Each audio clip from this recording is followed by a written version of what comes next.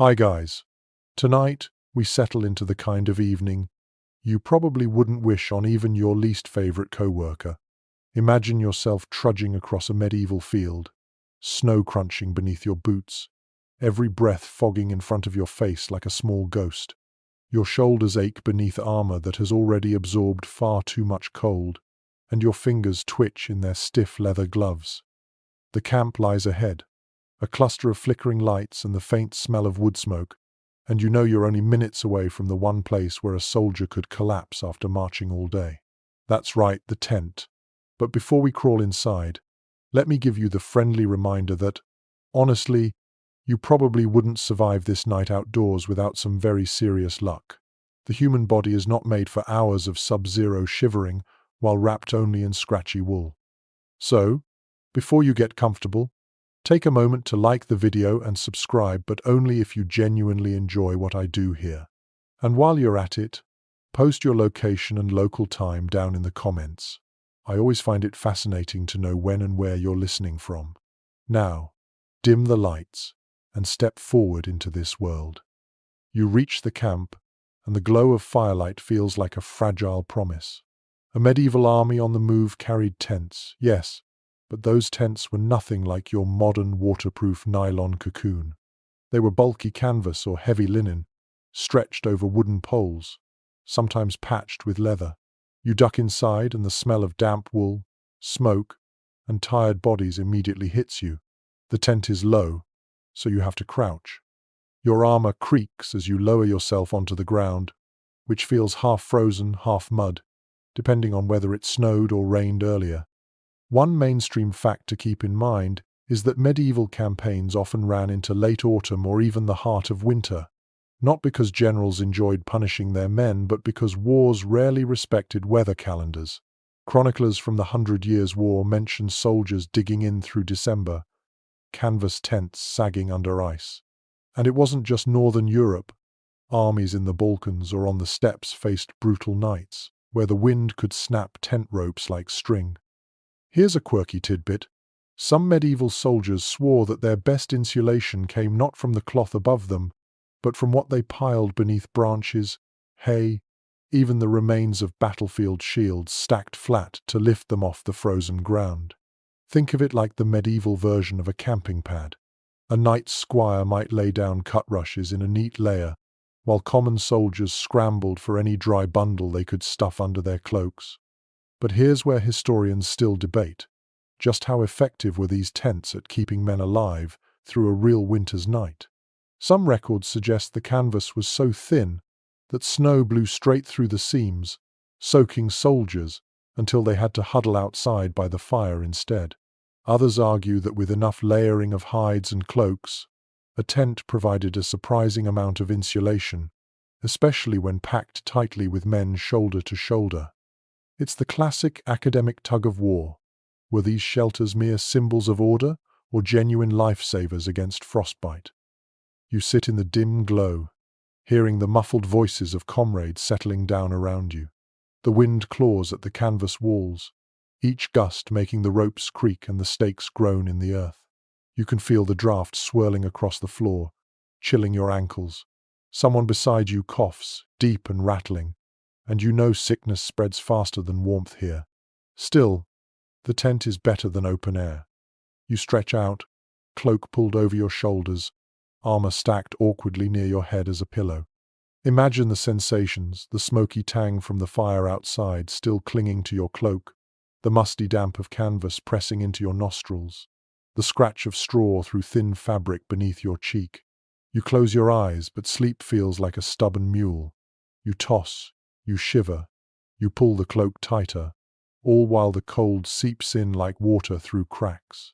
Somewhere outside, a guard calls out the hour. Another night in the medieval camp has only just begun. You shift in your place, blinking in the dim light, and realize that the tent itself is both your sanctuary and your tormentor. The walls rise up only a few feet, sagging inward where snow has gathered on the canvas. Your breath lingers in the stale air, drifting toward the roof where smoke stains reveal how often fires or lanterns have blackened the fabric. You run your hand along the surface. It feels coarse, rough, and damp from condensation. There is no waterproof coating, no clever seam tape. Instead, the whole structure is simply a shell against the wind, flimsy yet oddly comforting, because it's the only barrier you have. One plain historical fact is that medieval military tents were not luxuries but logistics. Commanders carried them on long trains of carts, each pole and canvas bundle weighing dozens of pounds. Nobles claimed the larger pavilion-style tents brightly dyed, sometimes even embroidered to mark their rank. Common foot soldiers made do with smaller, plainer shelters, the kind that could barely hold 3 men huddled in the dark. The difference was as sharp as night and day, and yet even the smallest scrap of canvas felt like a fortress when winter pressed its claws against you. Now for a more curious detail. Soldiers sometimes stuffed bits of animal fat or beeswax into the seams of their tents, hoping to repel rain and snow. The result? A faint, greasy smell clung to the fabric, mixing with smoke, making the whole interior smell like a butcher's stall. It wasn't exactly pleasant, but imagine the relief when a snowstorm pounded down outside and the drops rolled off instead of soaking your blanket. Soldiers were practical creatures. They would take stench over frostbite any night. And yet, historians remain divided about whether these makeshift shelters were sufficient in the long run. Some argue that tents offered little more than psychological comfort, a roof that tricked soldiers into thinking they were safe while sickness crept in anyway.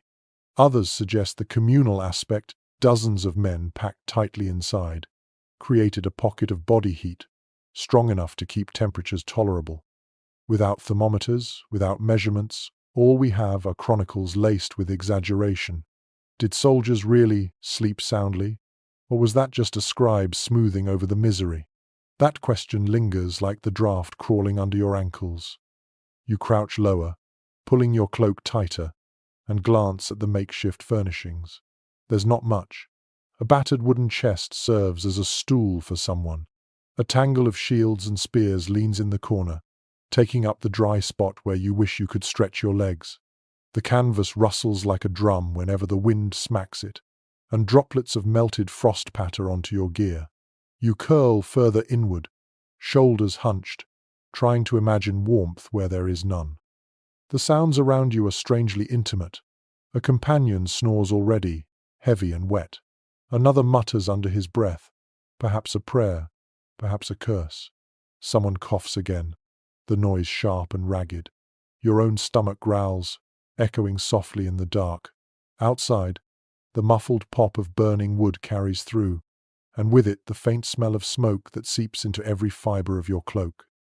The tent is alive with sensations, clammy air, prickling skin, the constant low hum of breath and shifting bodies. For a moment, you close your eyes and imagine how fragile this fabric really is. One spark from a torch could reduce the whole structure to a pile of ash. One gale of wind could rip it from the stakes and send it tumbling across the camp. And yet, as you breathe in the stale air and listen to the low chorus of weary men, you also realize this is survival. Primitive, imperfect, inconfortable but survival nonetheless. The tent, with all its flaws, is what stands between you and the endless black cold beyond its canvas walls. You tug the cloak closer to your body and feel the rough fibers scratch your chin. It isn't glamorous, not even remotely, but the cloak is more than just clothing now. It's your mattress, your blanket, and your shield all at once. Wool is heavy, coarse, and faintly itchy, but it is also the one material that stubbornly clings to warmth even when damp. You lie back, rolling the edges around your shoulders like a cocoon, and realize this single garment might mean the difference between a night's rest and a shivering ordeal until dawn.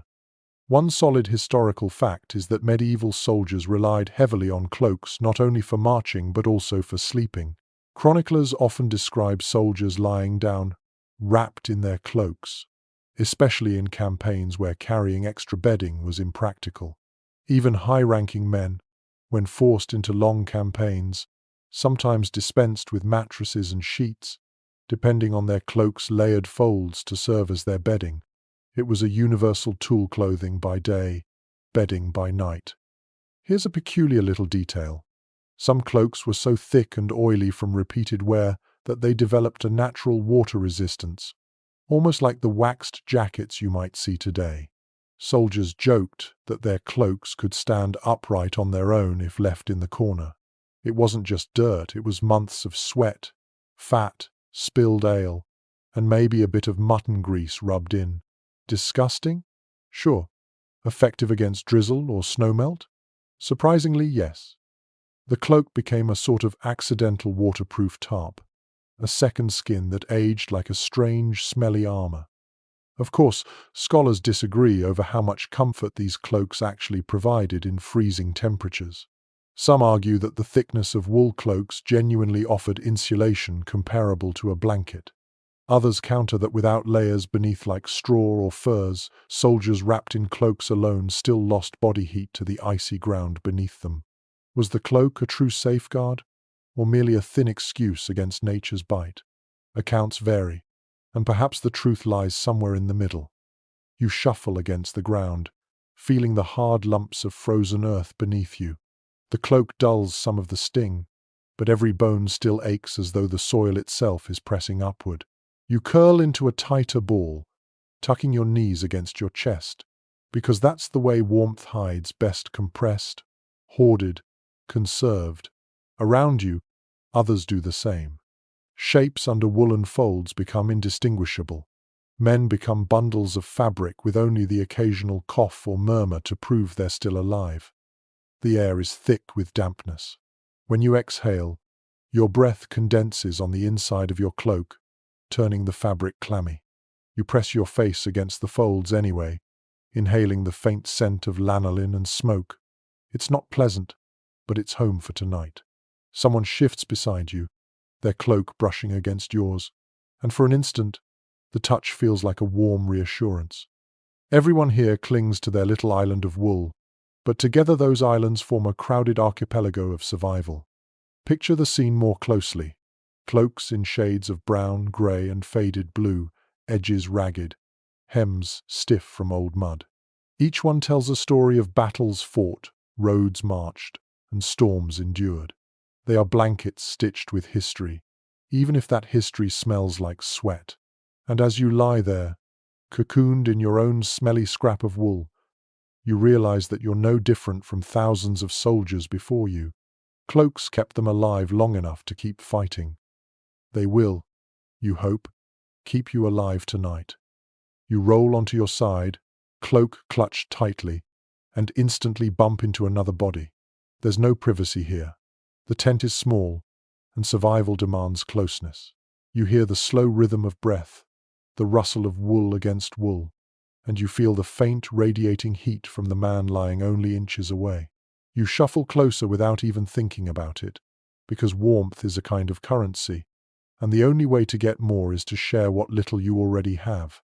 One straightforward fact is that medieval soldiers routinely slept in groups, pressed shoulder to shoulder, hip to hip, forming a human furnace.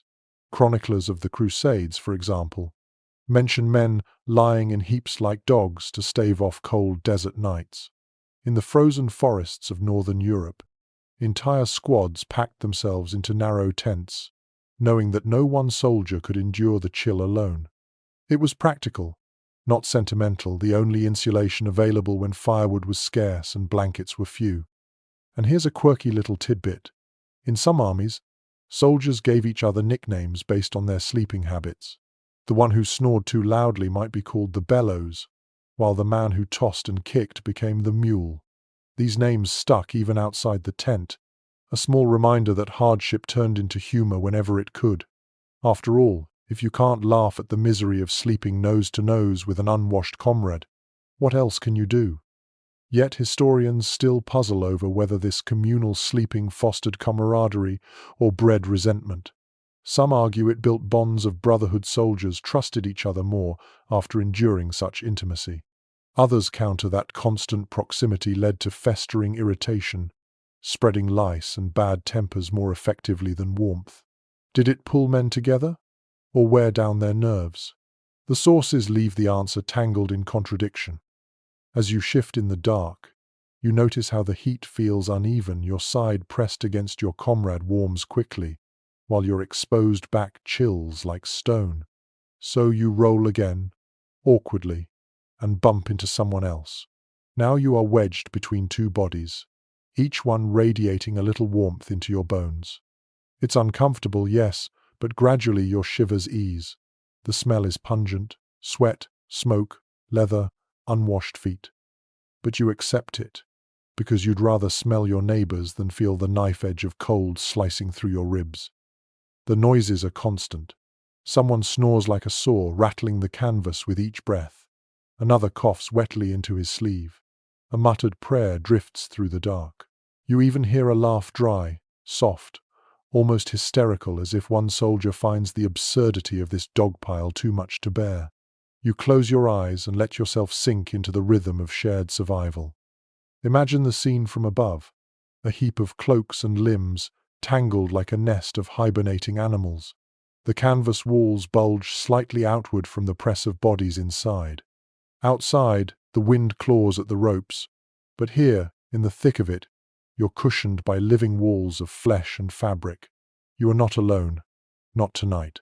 Whether you like it or not, survival has turned you into part of a collective organism, breathing, sweating, shivering, in imperfect harmony. You sigh, pressing your forehead against the rough wool of your neighbor's cloak. The warmth isn't enough to chase the cold entirely, but it dulls the ache in your bones. And as you drift toward a fitful rest, you realize this sleeping close, sharing heat, wasn't just a strategy. It was a necessity, a truth of survival in the medieval camp. You weren't meant to endure the night alone. The fire is the beating heart of the camp. You can hear it before you see it, the crackle, the low pop, the occasional hiss of damp wood. Step outside your tent flap and you find it there, a ring of embers pulsing red and orange, a few logs leaning against one another like old men holding each other up. The flames do not leap high, not tonight. Instead, they crouch low, gnawing at whatever scraps the soldiers could gather: twigs, branches, even bits of broken carts. Firewood is scarce, always scarce. Every man here knows that keeping the fire alive through the night is both salvation and danger. One solid historical fact is that medieval armies relied on campfires not only for cooking, but also for sheer survival in winter. Fires were deliberately placed at the center of small groups of tents, so the glow and warmth could radiate outward, however feebly, into the canvas walls. Archaeological digs of old encampments have revealed blackened soil patches in repeating circles, evidence of countless fires tended carefully through bitter campaigns. Without them, the cold would kill faster than swords. But here's the quirky detail that sneaks in. Men often tried to carry fire with them, literally.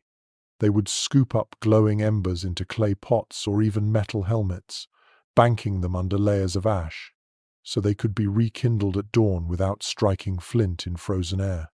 Imagine cradling a smoldering pot in your arms like a baby, trying not to burn yourself, yet knowing that this ember is your ticket to warmth tomorrow. Soldiers passed those glowing jars around like treasure, a kind of portable hearth on the march. And yet, scholars still debate whether the danger outweighed the benefit. Fires inside or near tents risked sparks catching on canvas, especially since most medieval tents were coated in oily residues from smoke and grime. Some argue that commanders forbade open flames inside shelters altogether, forcing men to rely on body heat alone. Others believe small braziers were common, carefully placed and tended even within the thin walls. Was it widespread practice, or just a desperate gamble by a few reckless souls? The written accounts contradict each other, leaving us with smoke but no clear flame. You sit by the fire now, your face warmed while your back remains icy. That's the cruel trick of fire. It never warms everything at once. You stretch your hands forward until your palms sting, then rub them quickly together. The light makes every crease of your skin glow red. Your cloak smells even smokier now, the wool saturated with ash that will cling for weeks. You tilt your boots closer, hoping to dry the mud, but careful not to scorch the leather.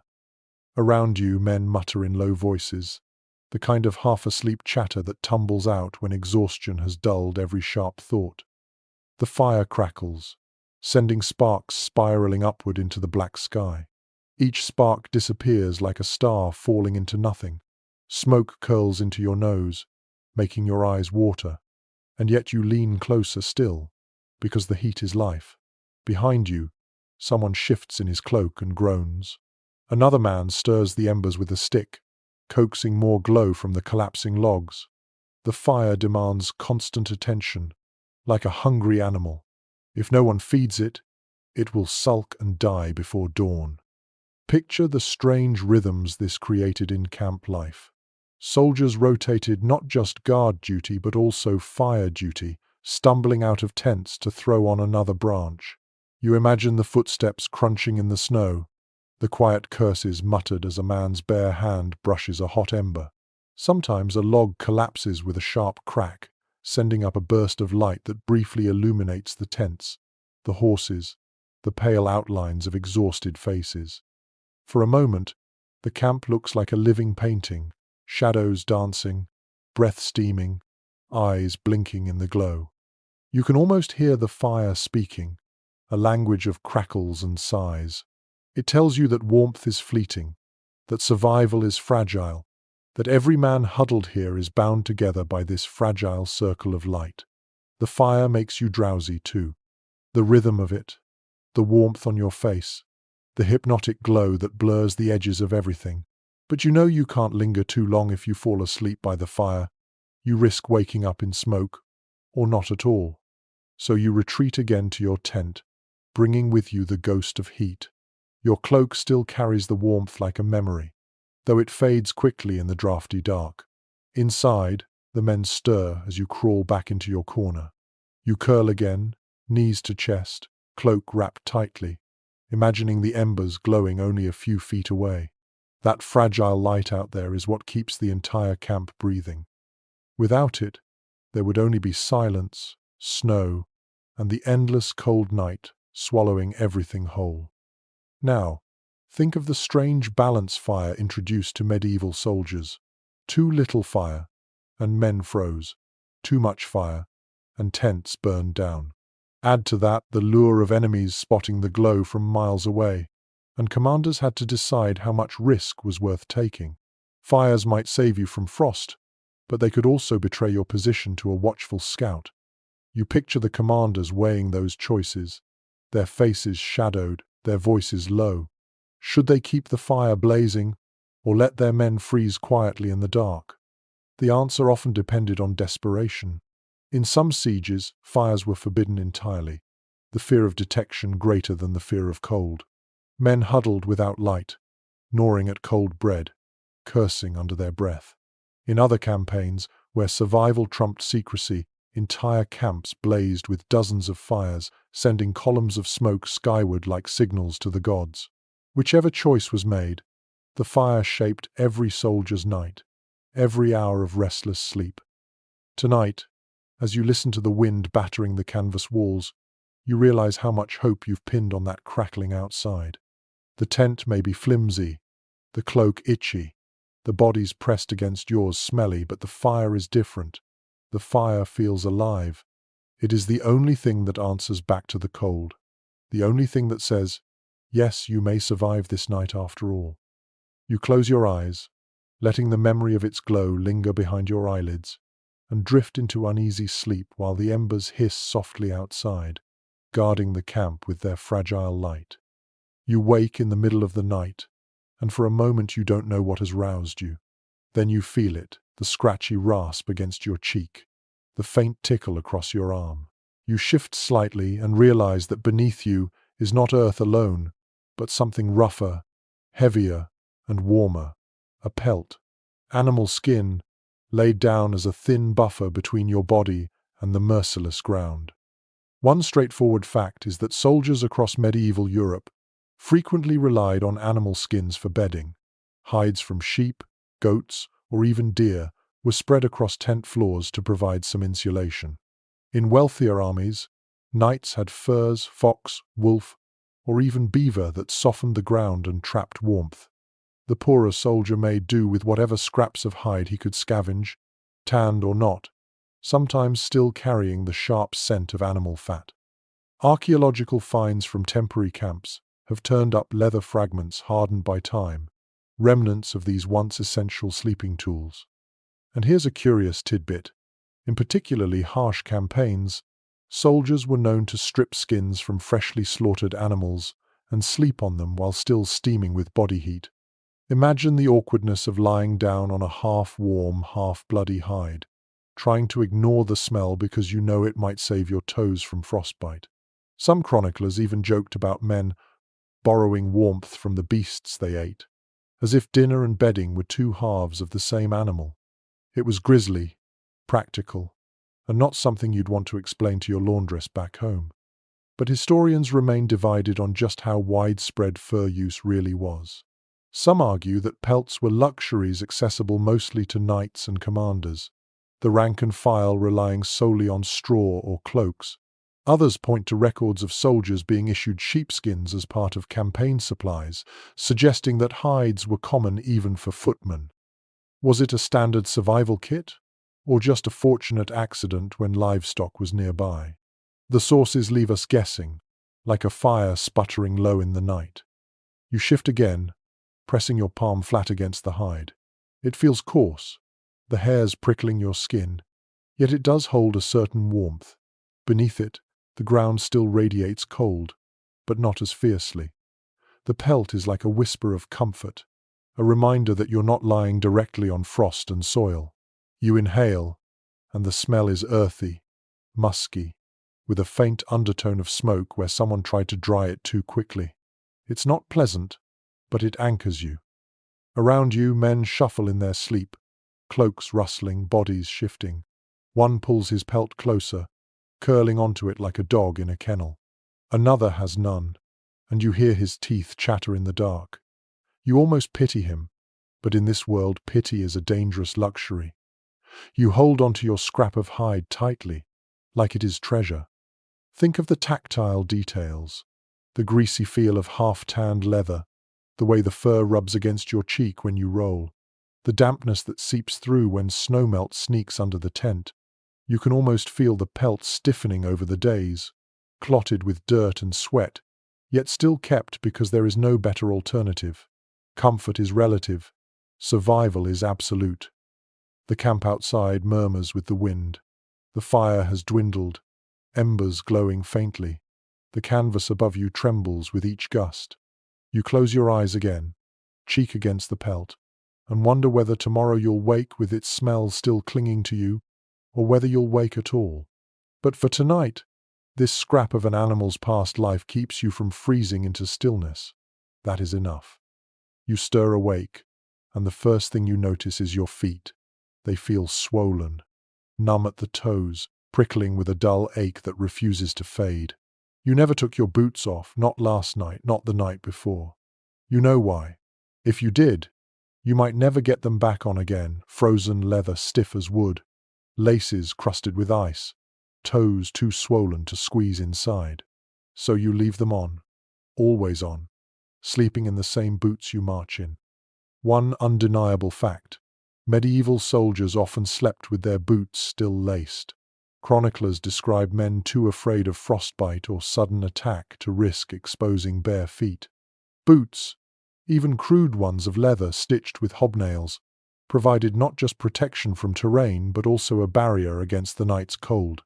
Removing them in freezing conditions could mean waking to find them frozen solid or your feet frostbitten beyond repair. Better to endure the stink and the ache than risk losing toes to the winter. Here's the quirky part. Soldiers sometimes stuffed straw, moss, or even bits of wool into their boots as insulation, layering the insides like primitive socks. The result? Boots bulged awkwardly, squeaked when they walked, and reeked of damp rot, but they trapped just enough heat to keep frostbite at bay. Some men even swore that grease, yes, animal fat smeared inside, helped seal out the cold. Imagine slipping your feet into that inky, greasy mess and calling it comfort. Strange, yes, but in desperation, practicality always outweighs dignity. Of course, scholars still wrestle with the question of whether this practice was sustainable.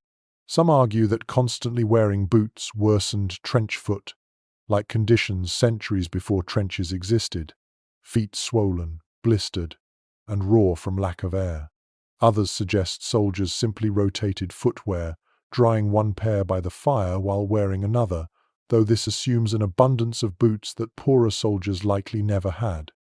Was perpetual boot wear a universal misery, or a burden mostly for the lower ranks? The evidence remains patchy, like a half-tanned hide.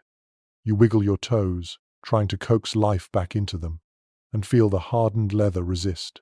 Your socks, if you can call the damp wool wraps that are clammy, stiff with sweat. The stench wafts upward, pungent and sour, mingling with smoke and unwashed bodies. Everyone smells the same, though, so no one bothers to complain. You press your boots closer to the fading warmth of the fire, hoping the leather softens a little. The heat sears your soles for an instant, then fades. Around you, others do the same. Boots crowd the edge of the embers like offerings to some strange god. One man mutters that his heel feels black, another curses the blister on his arch. A third laughs, claiming he'll sell his boots for a warm bath if such a miracle ever appears. You chuckle faintly too, because what else can you do? The boots may be prisons, but they are also lifelines. Without them, you'd lose more than comfort. You'd lose the ability to march, to fight, to survive. Picture the sounds of this scene: the creak of stiff leather, the snapping of half-rotted laces, the groans as men tug their boots off only to shove them back on minutes later. You can almost hear the squelch of damp wool, the hiss when a too-close boot sole scorches by the fire. The whole tent smells of wet leather, a sharp tang that seeps into cloaks and hair alike. It's unpleasant, but in this frozen camp, unpleasantness is far preferable to frostbitten silence. You settle back down, boots still laced tight, toes crammed together like unwilling neighbors. The leather presses against your ankles, digging into sore skin, but you accept it. The choice is simple: comfort for a few hours or survival for another day. You let your eyes drift closed, your feet still encased, and you understand why medieval soldiers never truly took their boots off. They carried their survival with them, step by step, night by night, until morning came again.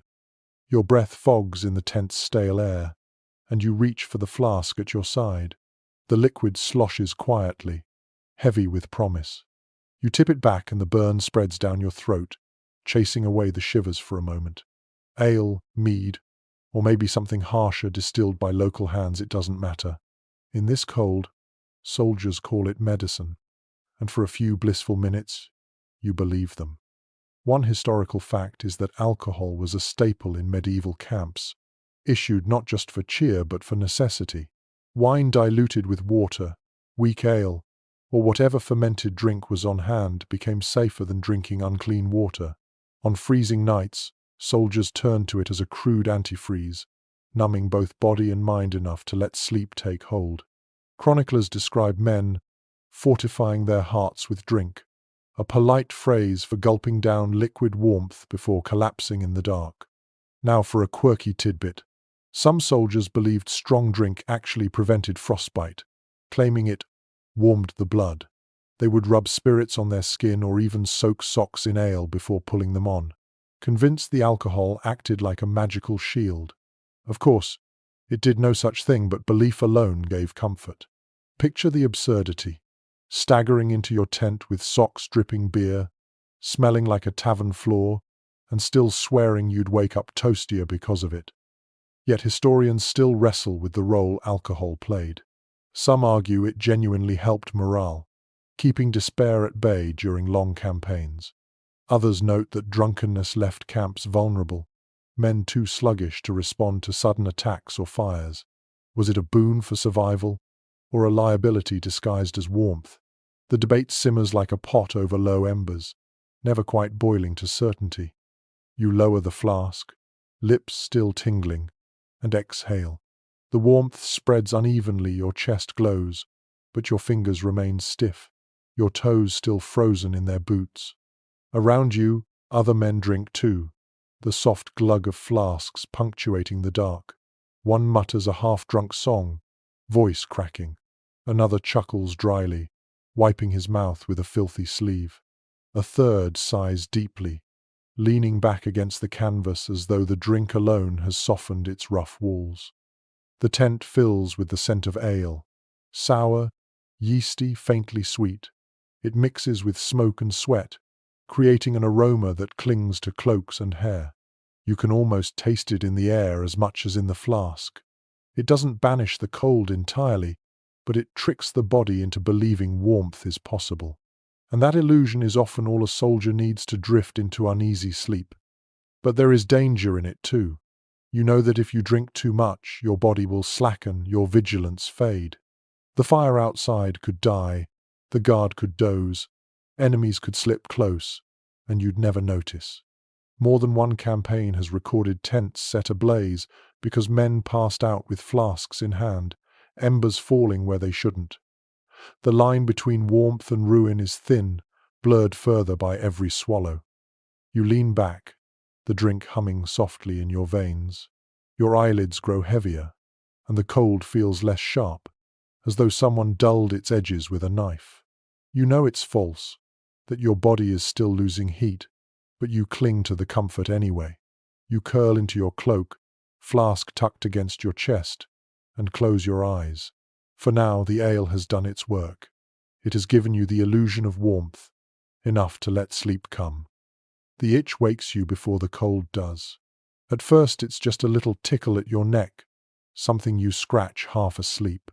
But then it spreads a crawling irritation at your scalp, a pinch behind your knee, the unmistakable bite at your waist where cloth meets skin.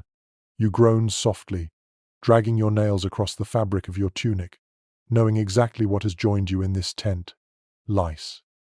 One plain historical fact is that medieval soldiers lived with lice as constantly as they lived with their cloaks and swords. Chroniclers of the Crusades, the 30 Years' War, and even smaller regional campaigns describe armies so infested that men joked about their camp companions being as loyal as their brothers in arms. Clothing was rarely washed, water was scarce, and the warmth of packed tents made the perfect breeding ground. Here's a quirky detail you can't quite laugh at. Some soldiers gave their lice names. Imagine that sitting by a fire, scratching at your shirt, and declaring that the fat little parasite you've just picked off is Henry the Bold or Margaret the Persistent.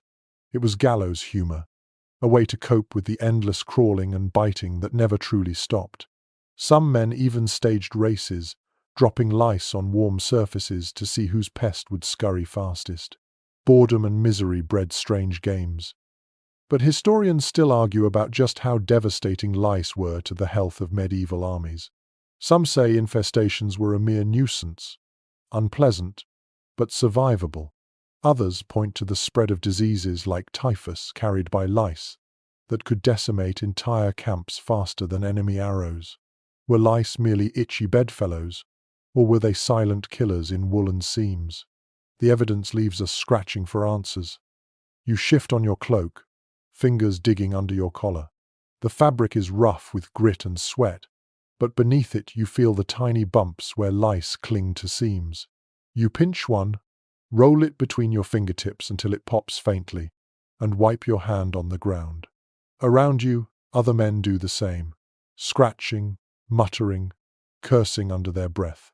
The sound is constant, like the rustle of mice in dry straw. The smell in the tent is already sour with sweat and smoke, but add to that the faint iron tang of blood drawn by scratching, and you realize this discomfort has no cure tonight. Bathing isn't an option. Clean clothes don't exist. All you can do is endure the crawling sensation that keeps your skin twitching, even as you try to sleep. Picture the misery more closely. A man wriggling against the ground, cloak shifting, muttering to himself as though fighting an invisible foe. Another lifts his shirt toward the firelight, squinting as he searches for the pale specks clinging like stubborn seeds.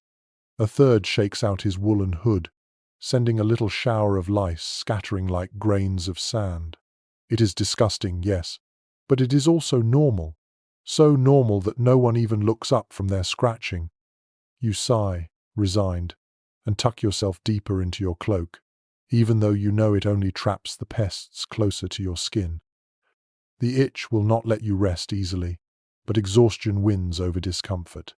Your eyes close again, and the crawling becomes part of the background hum of camp life, like the creak of canvas, the cough of a neighbor, the hiss of wind outside.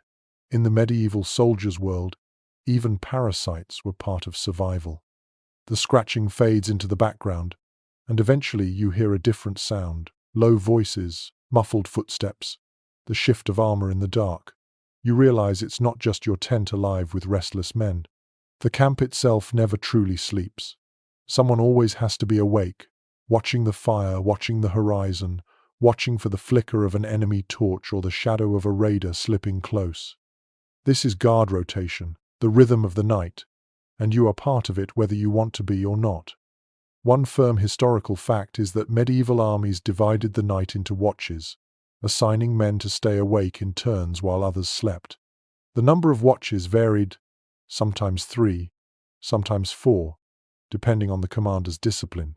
Chroniclers from the Hundred Years' War mention the first watch and the last watch, the latter always the most dreaded, because it meant dragging yourself from thin sleep into the coldest, darkest hours before dawn. Without these rotations, a camp could be taken completely by surprise. Fires smothered, soldiers slaughtered in their beds. And here's a quirky tidbit. Guards often carried not just weapons but little wooden clappers or horns, devices meant to scare away intruders or keep themselves from dozing. Imagine trudging around a frozen camp, stamping your boots to keep blood flowing, and occasionally banging 2 sticks together like a one-man percussion band, just so your eyelids don't betray you. Some guards sang low songs under their breath, repeating verses endlessly like lullabies twisted into wakefulness. But historians still argue over just how strict these watches really were. Some accounts describe iron discipline, with men punished severely for sleeping on duty. Others suggest rotations were lax, especially in smaller campaigns, with guards nodding off and relying on dogs or sheer luck to raise alarms. Was guard duty a hardened system of survival, or a fragile hope that someone would be awake at the right moment? The truth, as usual, probably lies between those extremes. You imagine yourself now, roused from your half-sleep, cloak pulled around your shoulders as you stumble out of the tent. The air outside slaps your face, sharp and icy. Your breath bursts into the night like smoke. The fire has burned low, embers glowing faintly, sending up just enough light to make shadows dance across the clustered tents. You take your spear, cold metal, colder wood, and begin the slow patrol around the camp's perimeter. The ground crunches beneath your boots.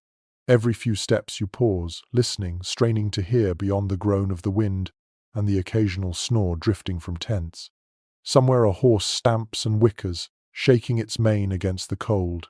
Your toes ache, your knees stiffen, but you keep moving because stillness is death.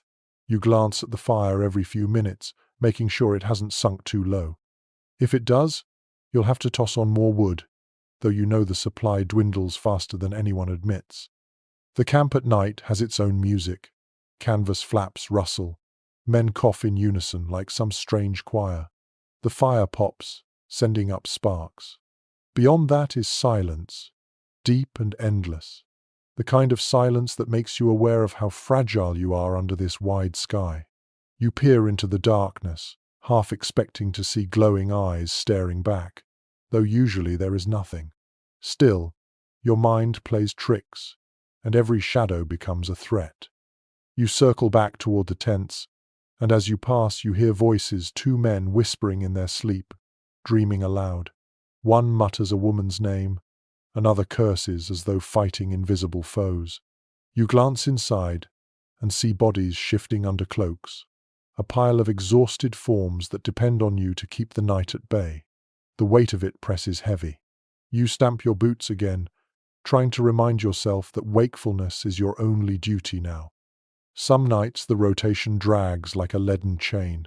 You count stars, you recite prayers, you mutter verses you barely remember, anything to stay awake.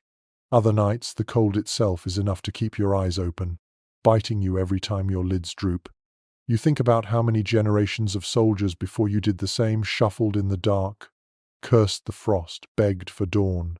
This rhythm is ancient, stretching back farther than memory. Eventually, another soldier relieves you. His cloak is wrapped tight, his eyes bleary, and he nods without speaking. You hand him the spear, mutter something about the fire, and slip back into your tent. The warmth is relative. It feels like stepping into a steaming bath compared to the frozen air outside. You curl back into your spot, limbs stiff but grateful, cloak wrapped around your shoulders again. You realize, drifting into sleep once more, that the guard rotation is not just about watching for enemies. It is about keeping the fire alive, keeping the rhythm of the camp steady, keeping fear from overwhelming everyone at once. Without it, nights would collapse into chaos. With it, the camp breathes, even when most of its men are deep in dreams. You don't remember falling back asleep after your turn on watch, but you do remember the voices. They weave in and out of your half-dreams, soft like lullabies, yet rough with exhaustion. A man to your left hums a fragment of a song, the words lost, only the tune carried in low vibrations that buzz through the canvas walls. Another whispers a prayer, muttering the same phrase over and over until it blends into the rhythm of your breathing. It's a strange comfort that you are never truly alone in this tent, even when your eyes close. One straightforward historical fact is that medieval soldiers often sang together at night, both to pass the time and to raise morale. Chronicles from campaigns in France and the Holy Land describe men gathering around fires, chanting psalms or bawdy ballads. Depending on who was listening, these songs weren't just entertainment. They were a shield against despair, a way of reminding one another that voices could rise above the cold. Here's a quirky tidbit. Soldiers sometimes mumbled their way into sleep by reciting food recipes aloud, a kind of culinary lullaby. Imagine lying on a frozen ground, teeth chattering, and hearing your tentmate whisper about roasting geese, thick stews, or pies dripping with fat. The absurdity of it kept men chuckling long enough to forget, for a few moments, the misery gnawing at their bones. Some even claimed that naming dishes warded off hunger pangs, as if words alone could fill empty stomachs. And still, scholars debate what role this nightly chatter played. Some argue it was a conscious attempt to build solidarity, creating bonds through shared stories and songs. Others suggest it was simply nervous noise, a way of drowning out the silence that might otherwise remind men how close death lingered. Was it fellowship, or was it fear? The records hint at both, leaving us with an echo that's difficult to pin down. You turn in your cloak, listening as the sounds swell and fade. A snore joins the chorus, heavy and guttural, while another voice whispers a love song so quietly you can't tell if it's meant for the group or only for his memory. You think of the crackling fire outside, the wind battering the canvas, and realize that inside this thin-walled shelter, the voices are another kind of insulation, not physical warmth, but a fragile psychological heat that keeps despair at bay. The tent is alive with murmurs. Someone groans, someone laughs faintly, someone curses under his breath. The words blur into one another, meaningless syllables mixing with the sounds of shuffling limbs and scratching. To a stranger it might sound like chaos, but to you it's a blanket. Every sound proves that life still pulses here, that men still breathe and dream despite the cold. You close your eyes tighter, letting the sounds carry you. The hum of a half-remembered hymn drifts above the low chuckle of a joke muttered in the corner. The two blend strangely well, sacred and profane sharing the same space without conflict. You realize how many generations of soldiers before you probably heard the same soundtrack, a mixture of snores, songs, prayers and curses wrapped together in smoky air. Picture it clearly. Men huddled under cloaks, faces shadowed, lips moving in half-conscious rhythm. One traces the sign of the cross repeatedly, another mouths a bawdy tale, another hums through cracked lips. No one commands this chorus, it simply happens, spontaneous and unplanned. Like the fire outside, the voices flicker, glow, and eventually sink into embers. And as you finally drift again, lulled by the strange mixture of song and sighs, you understand that this is how medieval soldiers carved space for themselves in unbearable nights. They could not chase the cold away, but they could fill the silence. The voices wove a net strong enough to hold back despair until morning. You blink awake in the middle of the night and realize, with a dull kind of clarity, that your sleep has been broken in two. First, you fell into heavy slumber soon after watch, lulled by the fire's fading glow and the murmurs of voices around you. Now, only a few hours later, you find yourself wide awake, staring at the dim canvas ceiling and listening to the sound of men stirring, coughing, and shifting in the dark. It feels strange. This interruption, like sleep, has been split neatly down the middle. One straightforward historical fact is that in the medieval world, segmented sleep was common. Scholars of pre-industrial life call it first sleep and second sleep. People would sleep for a few hours, wake naturally around midnight, and spend an hour or two talking, praying, tending fires, or even visiting neighbors, before returning to rest. Soldiers, in tents, experienced the same rhythm, though for them it was shaped less by choice and more by necessity. The cold, the noise, and the constant demands of watch duty carved their nights into chunks. Here's a quirky tidbit. Some men claimed this midnight waking was the perfect time for storytelling, sharing eerie tales of ghosts and omens. Imagine lying in a smoky tent, eyes half open, while your neighbor whispers about spirits that wandered battlefields, about dead men who knocked on tent walls, or about saints who appeared in dreams to offer protection. It sounds like campfire folklore, but in the gloom it became almost believable. Some soldiers even swore they saw glowing figures near the fires at night, though whether that was spirits or just smoke playing tricks, you'll never know. And yet historians still argue about whether segmented sleep was truly restful. Some say it was natural, the body attuned to cycles shaped by firelight and darkness. Others suggest it left soldiers perpetually exhausted, unable to recover fully before dawn forced them back to marching. Was broken sleep adaptive? Or was it another cruelty piled onto weary bodies? The debate continues, with no clear verdict beyond the fact that men somehow managed to endure it. You shift in your cloak, pulling it tighter, and listen. Around you, voices stir again. Someone is praying softly, words tumbling in Latin. Another groans and mutters, perhaps recounting a dream to a half-awake comrade. The man closest to you sighs heavily and whispers about food, fresh bread, roasted meat, anything but the stale crusts that actually await him come morning.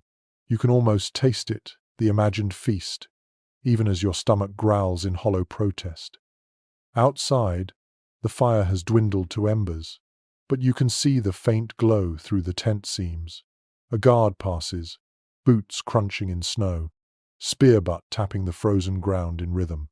Somewhere farther off, a horse whinnies softly, shaking frost from its mane. The world feels suspended, caught between deep night and the hint of dawn still far away. You realize this is a liminal time, a pause in the grinding routine of soldiering where men are neither fully awake nor fully asleep.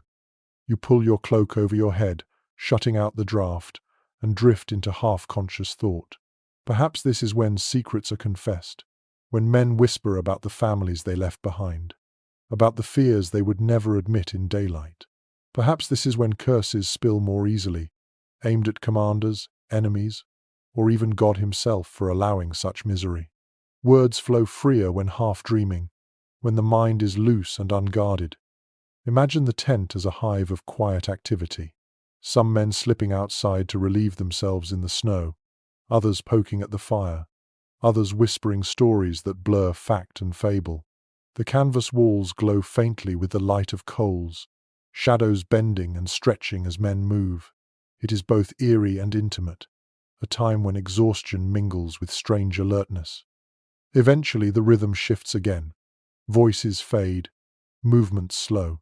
Men roll back into their cloaks, pulling hoods over their heads, and gradually the snores return, one by one, until the tent hums again with the sound of second sleep.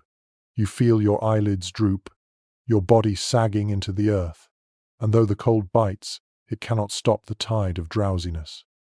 As you surrender again to slumber, you realize that medieval soldiers didn't just fight enemies on the battlefield. They fought the structure of the night itself, the broken rhythm, the constant interruptions, the uneasy balance between wakefulness and rest. And yet, just as you do now, they found ways to close their eyes again and slip back into the dark, trusting that the second sleep might be enough to carry them through the dawn. You wake again, not to the itch of lice or the howl of the wind, but to the steady breathing of men packed close around you. In the dim light, you notice something that never fails to sting. Not all cloaks and bedding are created equal. The man across from you, a knight's retainer, shifts in his sleep wrapped in thick wool layered with fur, while you lie on rough canvas and a hide that still smells faintly of goat. Rank doesn't vanish in the dark, it curls up beside you and snores in comfort while you shiver. One clear historical fact is that the quality of sleeping gear varied enormously between knights and common foot soldiers. Wealthier men could afford lined cloaks, feather-stuffed pallets, or fine blankets carted along by servants. Chronicles describe nobles sleeping beneath embroidered pavilions, complete with rugs and pillows. Meanwhile, the rank and file had little more than their own cloaks, some straw, and perhaps a single blanket shared between two or three. Comfort became just another privilege of class. Here's a quirky tidbit. During certain campaigns, knights insisted on bringing brightly colored bedding into the field, red, blue, or even patterned with their family crests. It wasn't just for comfort, it was for display.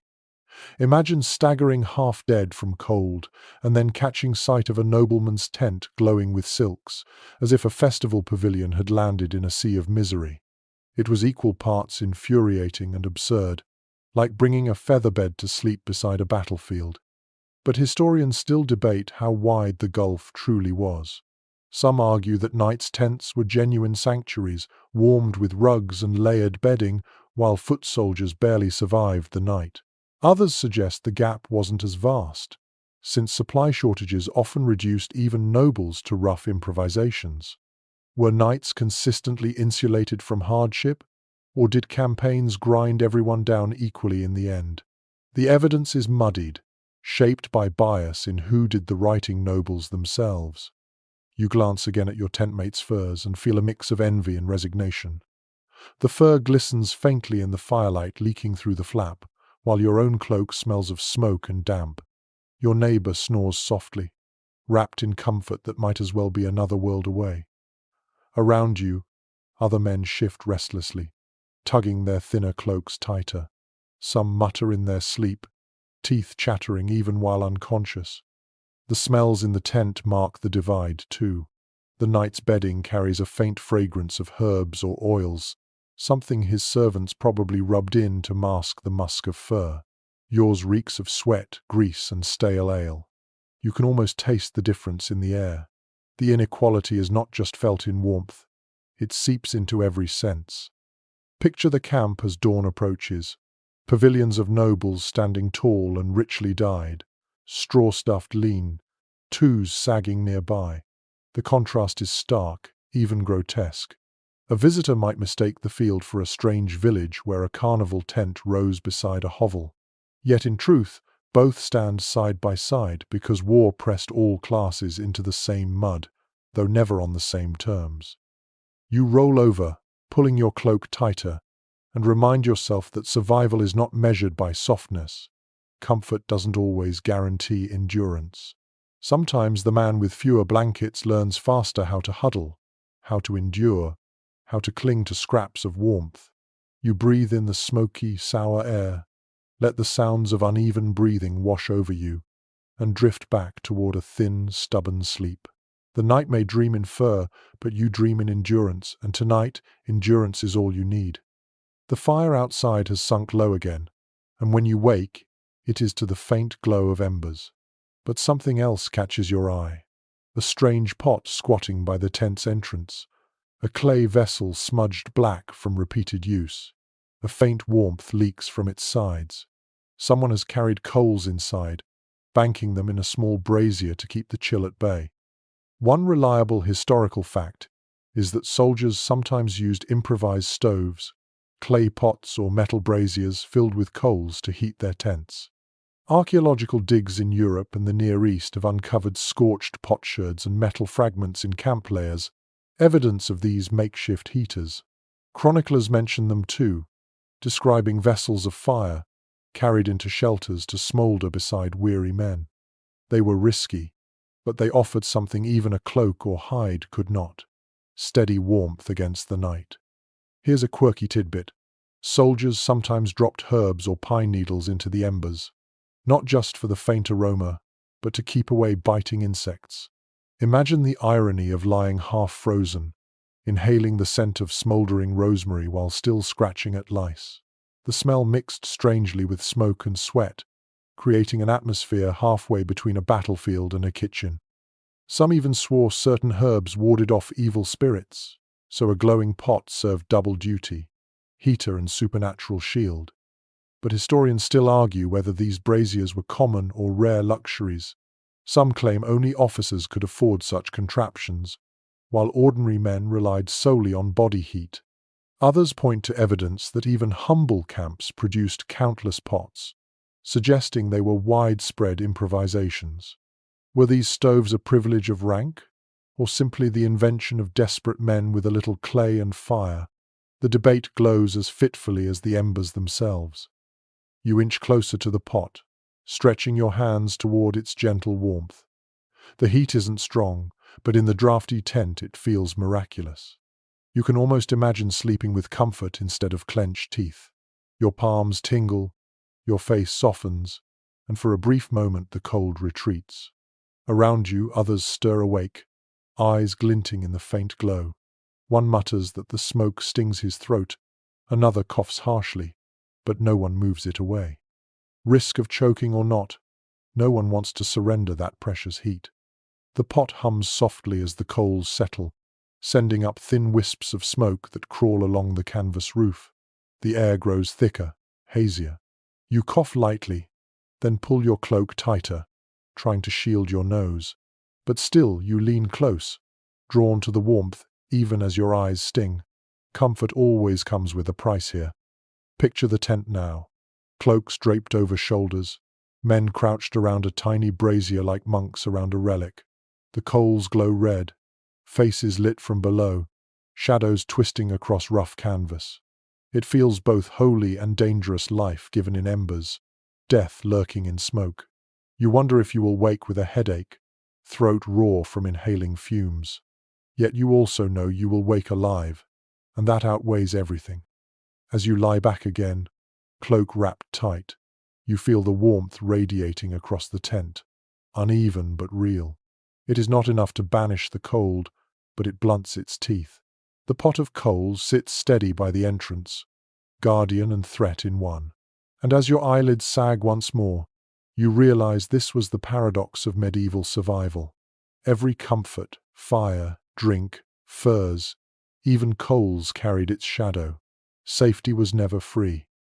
You wake again, stiff in every joint, and this time you notice the way your body feels heavier than the night before. It isn't just the cold pressing down on you, it's the sheer weight of the clothing you never take off. Your quilted gambeson, the padded armor you wear beneath steel, lies wadded beside you like a discarded mattress. You realize you've been using it as a makeshift cushion to dull the hardness of the frozen earth. One straightforward historical fact is that soldiers frequently used their armor padding as bedding. A gambeson was more than just battlefield protection. It was a thick, quilted garment, stuffed with layers of linen or wool, sometimes as heavy as 20 pounds. Stripped from the body at night, it doubled as a mattress or blanket. Some chronicles even describe knights propping helmets under their heads like lumpy pillows, transforming tools of war into fragile comforts. Here's a quirky tidbit. Soldiers sometimes joked that the gambeson was warmer dead than alive. What they meant was that lying on it felt better than wearing it during a march. On the march, It trapped sweat and heat until it felt like a furnace. But laid out flat on the earth, it became an almost luxurious padding. Some men swore they slept better with their gambeson under their backs than on feather mattresses at home, though whether that was truth or desperation talking, who can say? And yet, historians still argue about just how practical this practice was. Some suggest gambesons offered genuine insulation, thick enough to shield men from frost and damp. Others counter that once sweat-soaked and stiff, they provided little more than a barrier against mud. Was the gambeson a lifesaver at night, or just another damp rag dragged from battlefield to camp? The sources leave us with a riddle stitched in linen. You lie back now, feeling the uneven quilting under your spine. Some spots bulge, some sag, but compared to the bare ground, it is paradise. The damp chill still seeps upward, but at least your bones don't grind against frozen earth.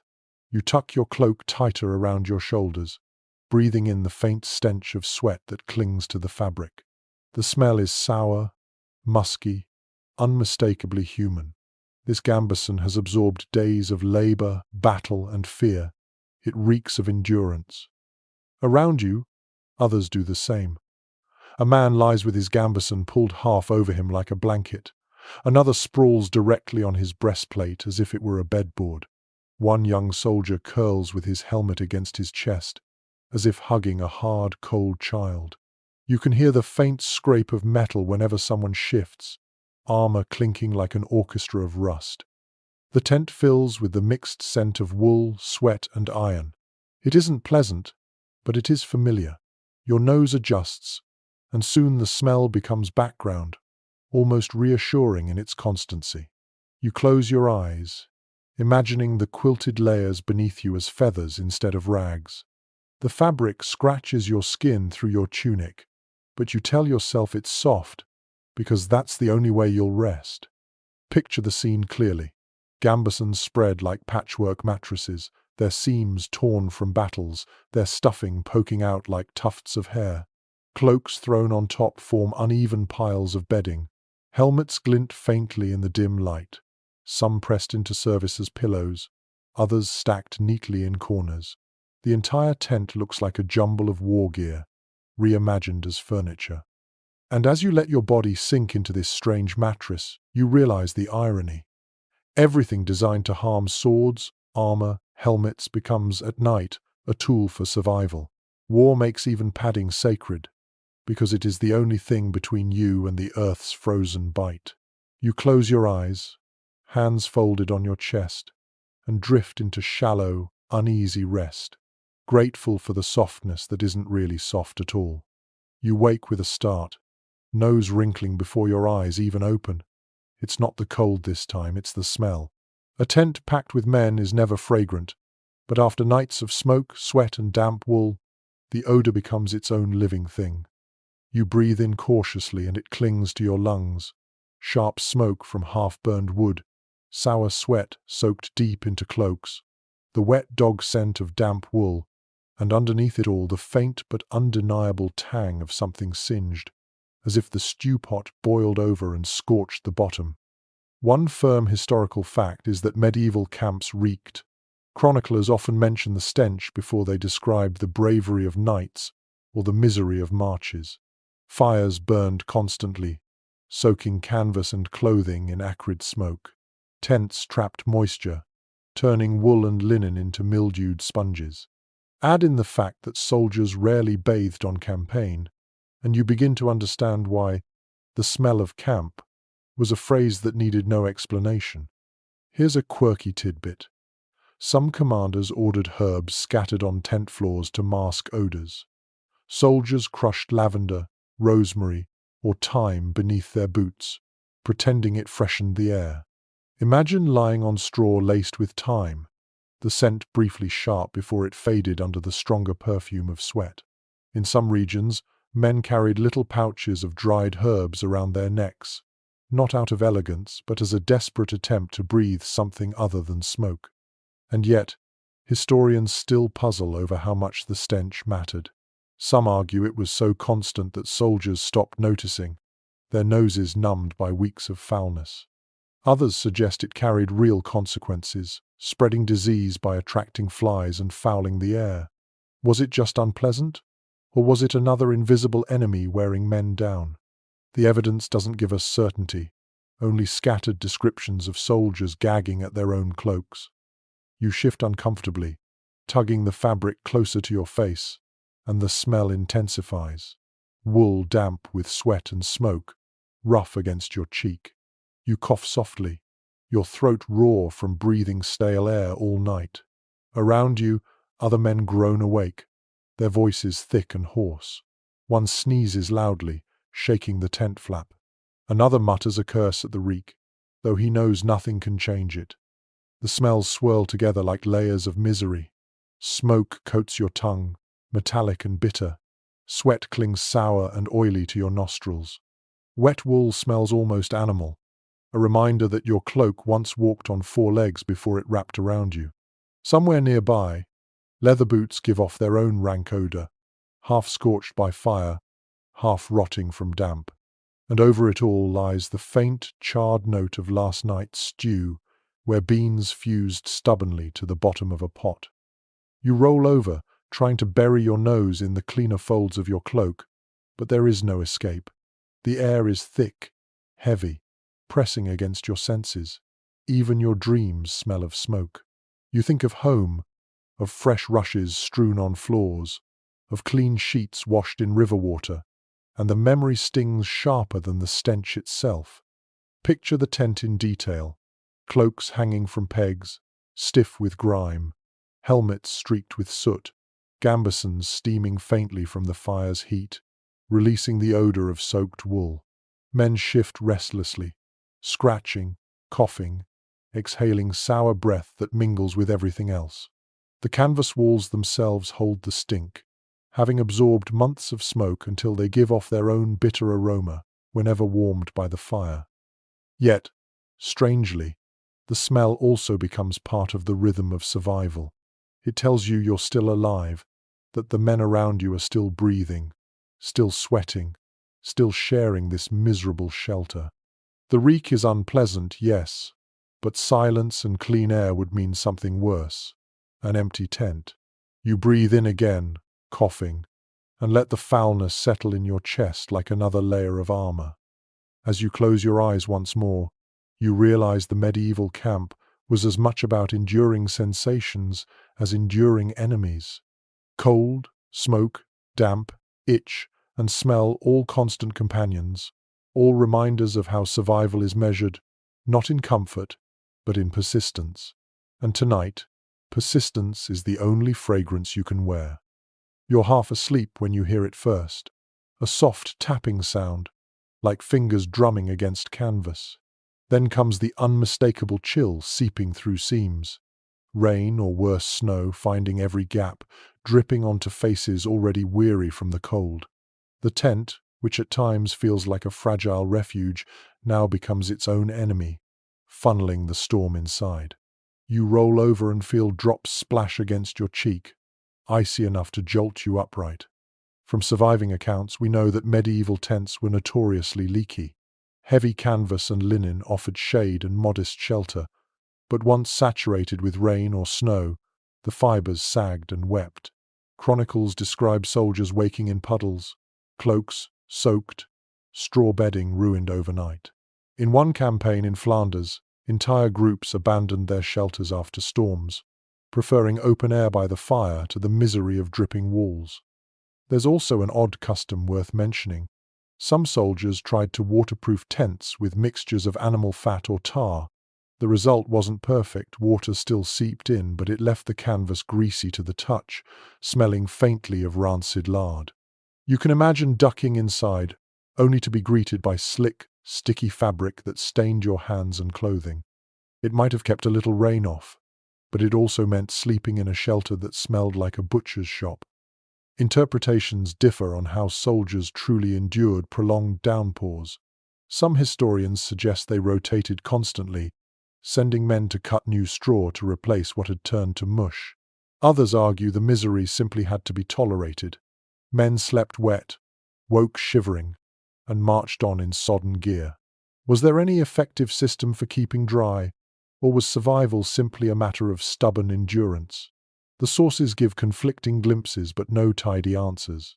You curl tighter under your cloak, but the wet sneaks in anyway. The wool holds some warmth, even damp, but it clings to your skin with a clammy grip. The ground beneath you has become soft mud, oozing upward as though the earth itself is swallowing you. Around you, men mutter curses, shift their bedding, shove cloaks against leaks. One man groans as drops fall steadily on his forehead, refusing to shift no matter how he turns. The smell in the tent intensifies. Wet wool carries a sour, barnyard scent. Leather grows sharp and pungent when soaked. Smoke from the fire outside mingles with the damp, creating a heavy odor that presses down on your lungs. You cough, and so does the man beside you, each breath puffing pale mist into the dark. Picture the scene.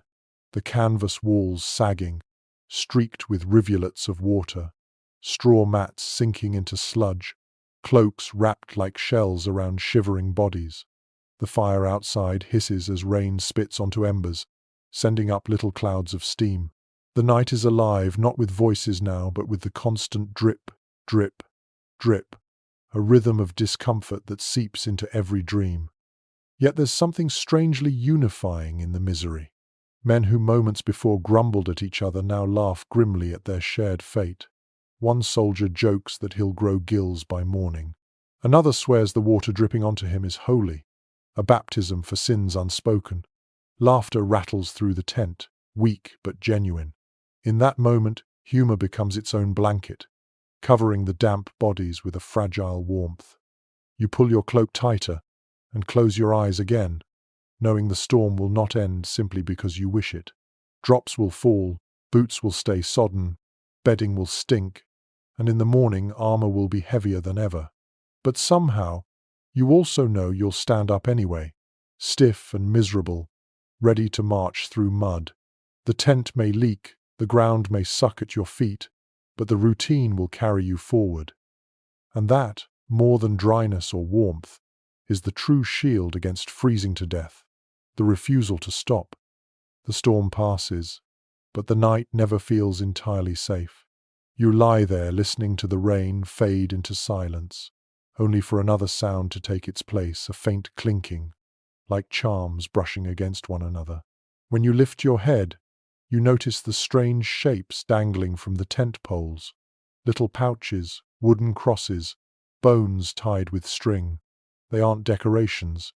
They're defenses of another kind, woven not from wool or wood, but from belief. Contemporary writings remind us that superstition seeped into every layer of medieval soldiering, and sleep was no exception. Men pinned amulets inside their cloaks, hung charms on tent ropes, and carved symbols into wooden poles, hoping to keep evil at bay while they lay vulnerable in the dark. Some wore saint medals. Others clutched relics no bigger than a splinter, claiming it was a fragment of a holy shrine. The line between faith and survival blurred in every smoky shelter. And then there were the stranger habits. Soldiers in Eastern Europe sometimes tied small animal skulls to their tents, convinced they warded off frost demons or wandering spirits. Others sprinkled holy water or whatever passed for it around the tent's edge like an invisible fence. You can picture a weary man fumbling for his flask, shaking a few drops onto the muddy ground, muttering half-remembered prayers. It's less about certainty than about comfort. The scholarly debate lingers over how much of this was true religious practice versus simple folk superstition. Some experts insist the charms reflected sincere devotion, extensions of the same faith that drove men to crusade or pilgrimage. Others argue it was more instinct than doctrine, primitive gestures against fear, no different than knocking on wood. Were the soldiers protecting their souls, or just distracting themselves from the howling wind? The records give us fragments, but no clear verdict. You stretch out your hand and touch the charm dangling closest to you. It's a scrap of cloth tied into a knot, stiff with grease, smelling faintly of smoke. Maybe it once held herbs, maybe a token from a wife or child, now reduced to a talisman in this wet camp.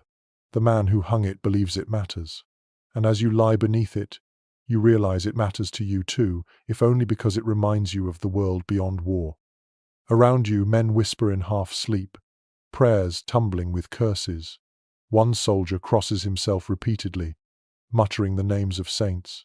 Another strokes a wooden token, thumb rubbing it smooth with habit. Someone else snores loudly, oblivious, either too exhausted or too faithless to join in. The tent becomes a strange chapel of sorts, its congregation sprawled on damp ground, its hymns mumbled, its relics improvised. The air carries not just the stench of wet wool, but the faint sweetness of herbs crushed into charms. Lavender, perhaps, or thyme. You inhale, and for a fleeting moment the tent smells almost like a hearth at home. Then another draught pushes through, and the illusion fades. Still, you cling to it. Picture the canvas lit faintly by coals, shadowy shapes of charms swaying, pendants brushing the fabric, crosses glinting in dim glow. Soldiers' faces gleam with sweat and soot, eyes half closed yet darting toward these talismans as if to check they're still in place. Outside, the wind rattles the ropes, but inside you feel the fragile comfort of belief strung like thread between each man. You close your eyes again, hand still brushing the little knot of cloth. Perhaps it does nothing. Perhaps it holds no power at all. But belief itself is power, and in the cold night, when everything else feels hostile, even scraps of superstition can feel like a shield. You breathe deeply, clutching the thought like a blanket, and drift again into uneasy rest, protected not by walls or warmth, but by faith, yours or someone else's. It hardly matters. You wake to the feeling of something warm pressing against your side. Not another soldier this time, but something softer, furrier. You turn slightly and find the camp dog curled tightly against you, nose tucked into its tail, breath puffing in quiet huffs. It has crept in during the night, choosing your corner of the tent as its refuge. For a moment, the cold fades, and all you feel is the steady pulse of heat radiating from its small body. Chroniclers often note that animals wandered freely through medieval camps, and dogs were the most common companions. They scavenged scraps, guarded supplies, and followed soldiers as if tied by invisible leash. When the nights grew cold, these animals weren't shooed away. They were welcomed, sharing warmth with their human companions. The presence of a dog was more than comfort, it was a practical survival tool, a living heater on four legs. And here's a curious glimpse from the margins of history. Some soldiers gave dogs honorary roles in camp life, calling them mascots or guardians. One source from a Burgundian campaign tells of a mutt nicknamed Captain who slept in the commander's tent and barked loudly enough to rouse men when an enemy scout approached. Another account speaks of dogs being wrapped in spare cloaks during sieges, their warmth treasured as much as their loyalty. Yet experts remain divided on whether this bond was common or exceptional. Some argue that dogs were everywhere, indispensable companions to lonely soldiers. Others suggest their role was exaggerated, that animals were more nuisance than aid, spreading fleas and stealing food. Was the dog a beloved comrade in arms, or just another hungry mouth in a camp already stretched thin? The truth, as ever, is muddied. You stroke the animal's fur, coarse yet comforting. It smells faintly of smoke and meat scraps, like everything else in camp, but its warmth is undeniable. You can feel the steady thump of its heartbeat, faster than yours, steady as a drum. The dog sighs deeply, pressing closer, as if it knows the bargain. It gives heat, and in return it receives shelter. Around you, other men notice. One grumbles jealously, muttering that you've stolen the best blanket in camp. Another chuckles softly, calling the dog wiser than most soldiers for finding the warmest spot.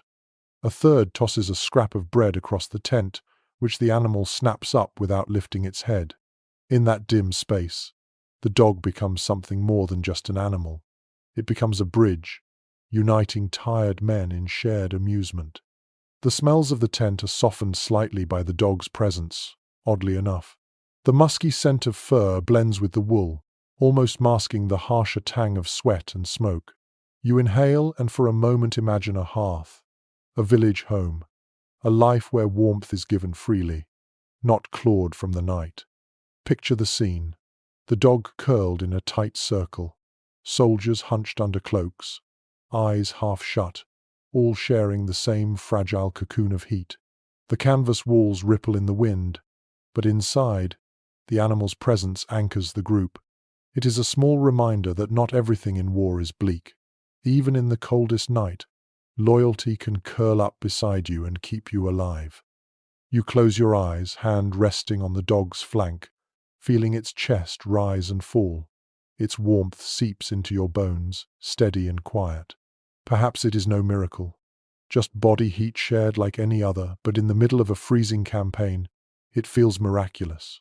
You let your breathing fall into rhythm with the animal's zowl, and slowly, you drift back into a sleep that feels deeper than the rest, as though survival tonight has come with a wagging tail and a quiet sigh. Morning never seems to come quickly enough, but tonight you find yourself awake, not from cold or itch, but from silence.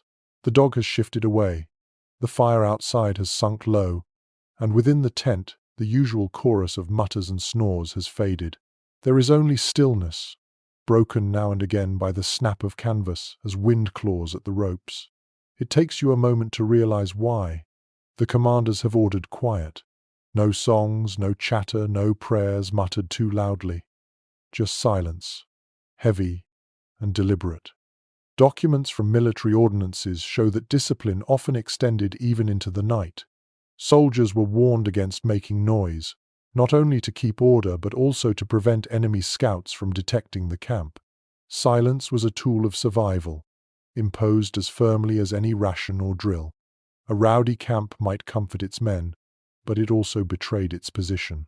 Quiet tents meant safer soldiers, though the price was a suffocating hush that weighed on every ear. And yet, odd exceptions existed. Some armies developed codes of whispered signals, clicks of the tongue, small knocks against shields that let men communicate without raising voices. Imagine lying awake, hearing not a word but the faint tap-tap that meant all clear, or the hiss that meant trouble. These tiny noises became the lullabies of discipline, reminders that silence did not mean neglect, but vigilance. Interpretations vary over how strictly such rules were followed. Some historians argue commanders enforced silence with brutal punishments, lashing men who laughed too loudly. Others believe that, outside of campaigns near enemy lines, soldiers ignored the order and filled their tents with noise anyway. Was this hush universal, or just an ideal scribes wanted readers to believe? The reality may have shifted with every commander and every night. You lie there, listening to the absence of sound. No snoring, no coughing, no whispered songs. The tent feels different without them, almost eerie. Your own heartbeat becomes loud in your ears. The dog stirs quietly, tail brushing the ground, and even that feels like a shout in the stillness. You turn, trying not to rustle your cloak, but the faint scrape of fabric seems amplified, sharp as a blade against stone. The air is heavy with the weight of unspoken words. Men breathe carefully, shallowly, as if even the act of living might break the rule. You imagine their eyes open in the dark, each man aware of the others, none daring to speak. It is a peculiar kind of intimacy stripped of chatter, reduced to the simple fact of shared breathing. Smell fills the gap where sound has been silenced. Smoke lingers like a blanket. Wool dampness clings sharp and earthy, and leather gives off its sour tang. In the absence of voices, your senses sharpen toward these odors, as if the tent itself wants to remind you that silence cannot erase discomfort. Picture the camp from above, dark mounds of tents huddled together, no songs rising, no laughter spilling out. The only sound is the wind combing through guy ropes and the occasional crack of wood in a fire smothered to embers. To an outsider, it would look like a graveyard rather than a living camp, each tent a tombstone under moonlight.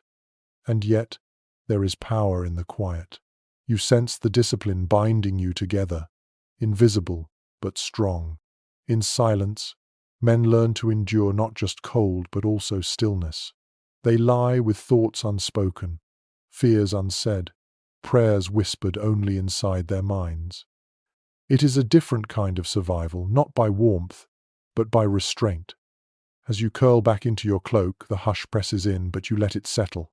Your eyelids droop, your body stiffens, and you drift not into the noisy half-dreams of other nights, but into a deeper, more disciplined sleep.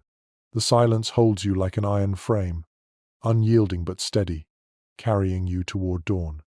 When dawn creeps across the horizon, it brings little warmth. The fire outside has sunk to ash, the dog has slipped away to scavenge scraps, and you notice something different in the tent. A blanket of mismatched colors spread across two men. At first you think it's their own, but no, its weave is finer, its dyes deeper, the fabric softer than anything issued to common soldiers. Then you realize what it is. Spoils. Someone has looted it, maybe from a village yesterday, maybe from a noble's baggage train. Chronicles from campaigns repeatedly mention the way soldiers scavenged bedding and blankets from conquered towns. Pillows, quilts, and rugs taken from homes ended up in muddy tents, draped across weary bodies that cared nothing for their origins. One account of the sack of Béziers describes knights dragging silken sheets into their pavilions, while foot soldiers stuffed their tents with woolen mattresses ripped from peasants' beds. War turned household comforts into survival gear, and sometimes the results were almost laughable. Men slept beneath embroidered hangings meant for church altars, or wrapped themselves in curtains hastily cut from noble halls.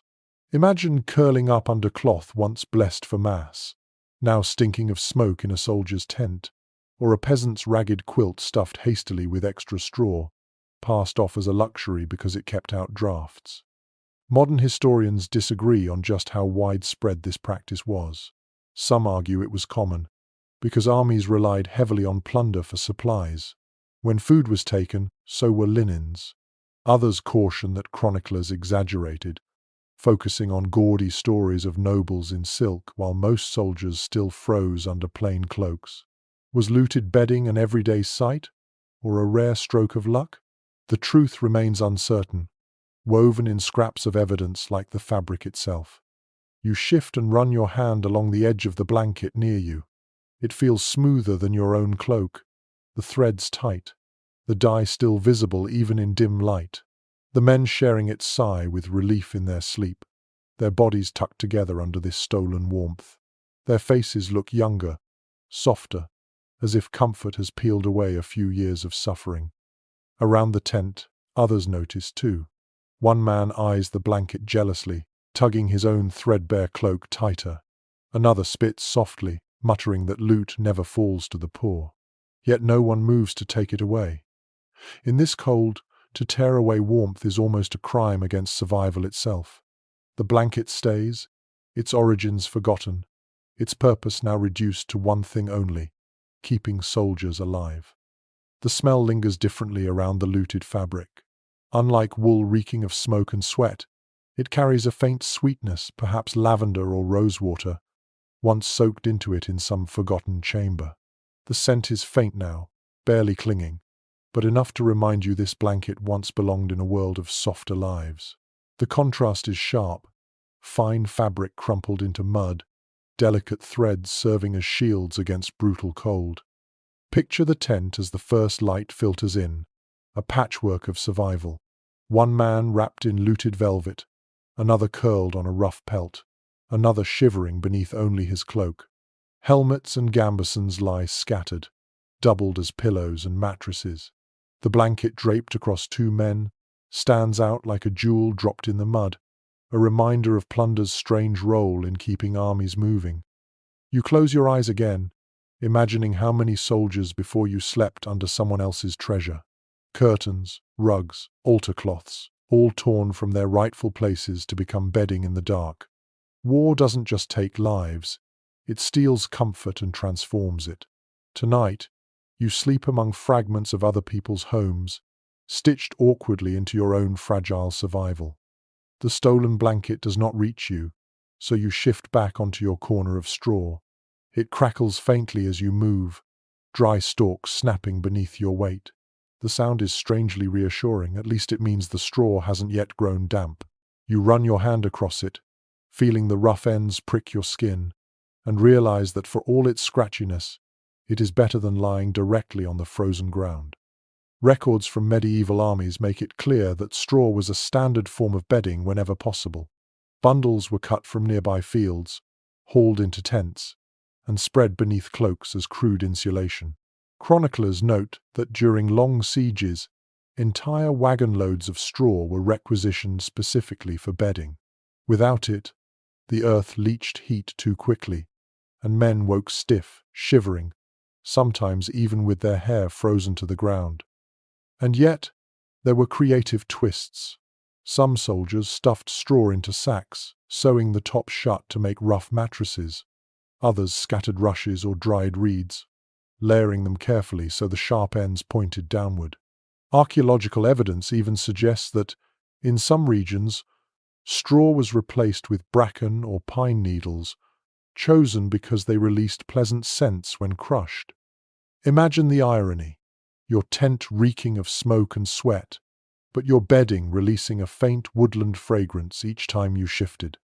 Specialists still debate how effective straw truly was.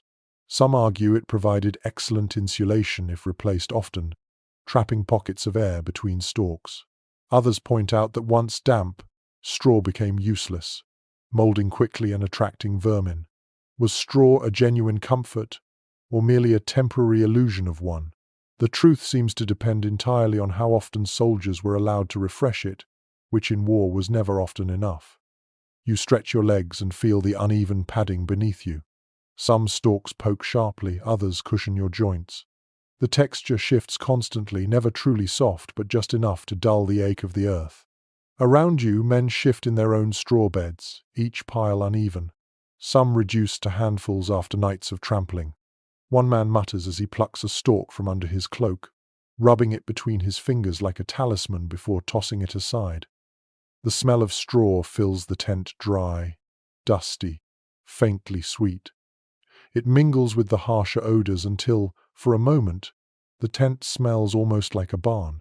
You breathe it in and think of stables, of animals bedded down warm and safe, and envy them.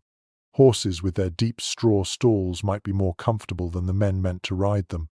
Picture the tent carefully. Cloaks sprawled on uneven piles of straw, boots lined up along the flap, gambesons tossed carelessly atop rushes. The straw glows faintly golden in the thin morning light, a rare brightness against the gloom. Bits cling to clothing, sticking in hair and beards, leaving men looking as though they've sprouted dry whiskers overnight. No one bothers to brush it off anymore. It has become part of camp life, another layer of discomfort so familiar it no longer draws complaint. You curl onto your side, cheek pressed against the brittle stalks. They scratch but also support you, keeping your face from touching the cold mud. You sigh, grateful for even this thin barrier. Straw isn't luxury, not by any measure, but it is enough. And in the world of tents and cold nights, enough is the closest thing you will ever find to comfort. Morning comes harshly, not with warmth, but with a deeper kind of cold that seems to have crept into your very bones while you slept. You open your eyes and see your breath clouding before you like smoke from a dying fire. The tent walls are stiff with frost, the canvas crackling when touched, each seam outlined in white crystals. You shift your cloak and realize it, too, has frozen where it absorbed last night's damp, stiff as a plank, bending reluctantly as you move. Sources from winter campaigns tell us that frozen mornings were one of the worst ordeals for medieval soldiers. Chroniclers describe tents coated in rime, ropes snapping when pulled taut, and armor that had to be pried apart before it could be worn. Even horses stood coated in frost, their breath rising like steam in the pale dawn. Surviving such mornings demanded not strength of arms but sheer persistence, the ability to force a frozen body into motion. And there are stranger accounts, almost humorous if they weren't so miserable. Men sometimes woke to find their beards frozen into their cloaks, locked in place by ice crystals. Others discovered boots stiff enough to stand upright without feet inside, transformed overnight into grotesque statues. Picture stumbling from your tent, shaking a boot like a block of wood, cursing as you tried to soften the leather near the fire. Scholarly opinions diverge on how much these icy conditions actually crippled armies. Some argue entire campaigns stalled because frost made armor unusable and roads impassable.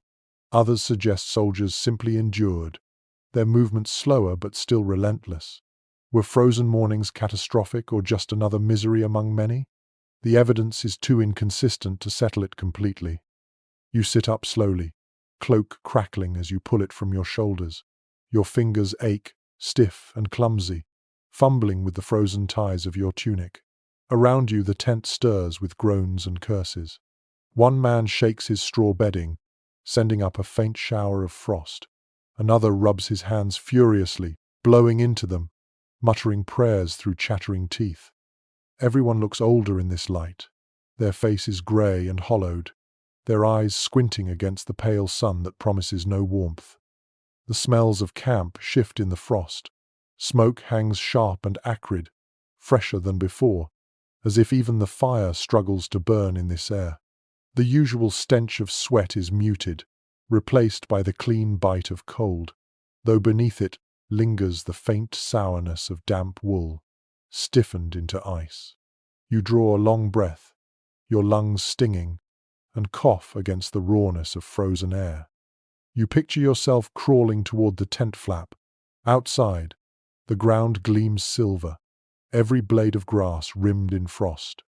Armor lies scattered, helmets and breastplates glazed with a thin layer of ice, so cold they reflect the morning light. Horses stamp and snort, their nostrils steaming. Fires struggle, men crouched low to coax embers back to life with trembling hands. It looks less like an army than a field of statues slowly thawing.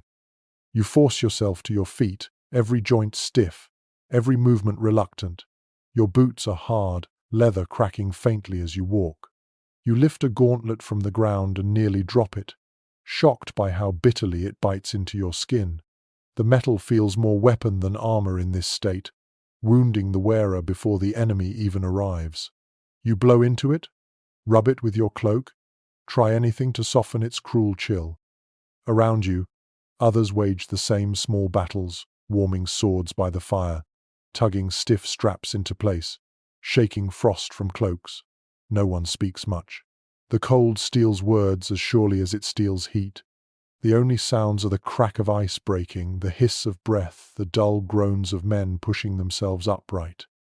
And yet, even in this misery, life continues. Someone manages a joke about statues coming to life, and a ripple of weak laughter passes through the camp. Another soldier, desperate, sets his frozen boots too close to the flames, and they smoke furiously, drawing curses and jeers. These moments of absurdity puncture the silence, proof that men can still laugh even when their teeth chatter. You pull your cloak tighter and stare at the pale sun as it climbs reluctantly into the sky. It offers light but no warmth, painting the frost in glittering patterns that almost look beautiful if beauty could coexist with numb fingers and aching lungs. You sigh, shoulders heavy, and prepare for another day.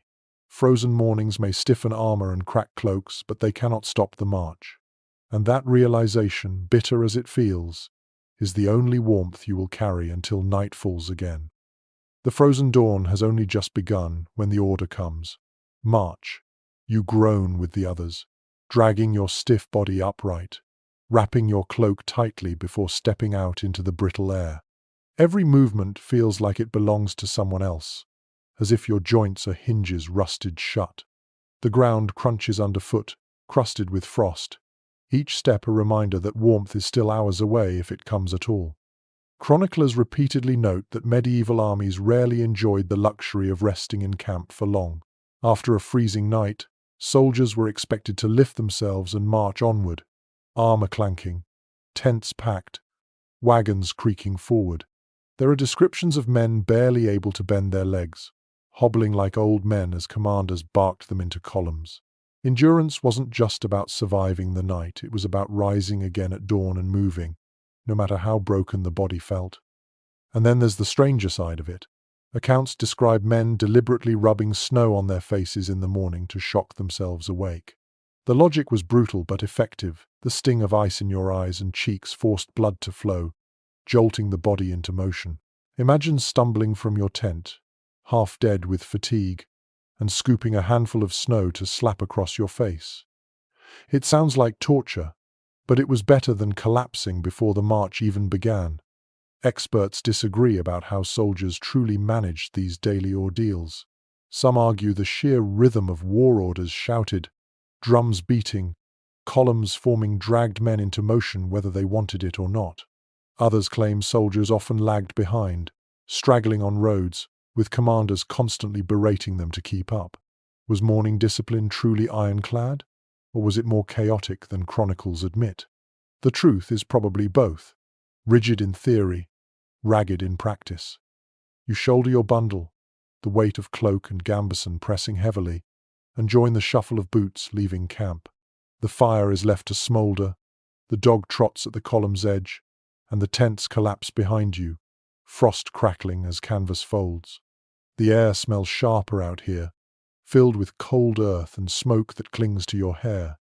Breath rises from hundreds of men at once, steaming like fog above the line of march.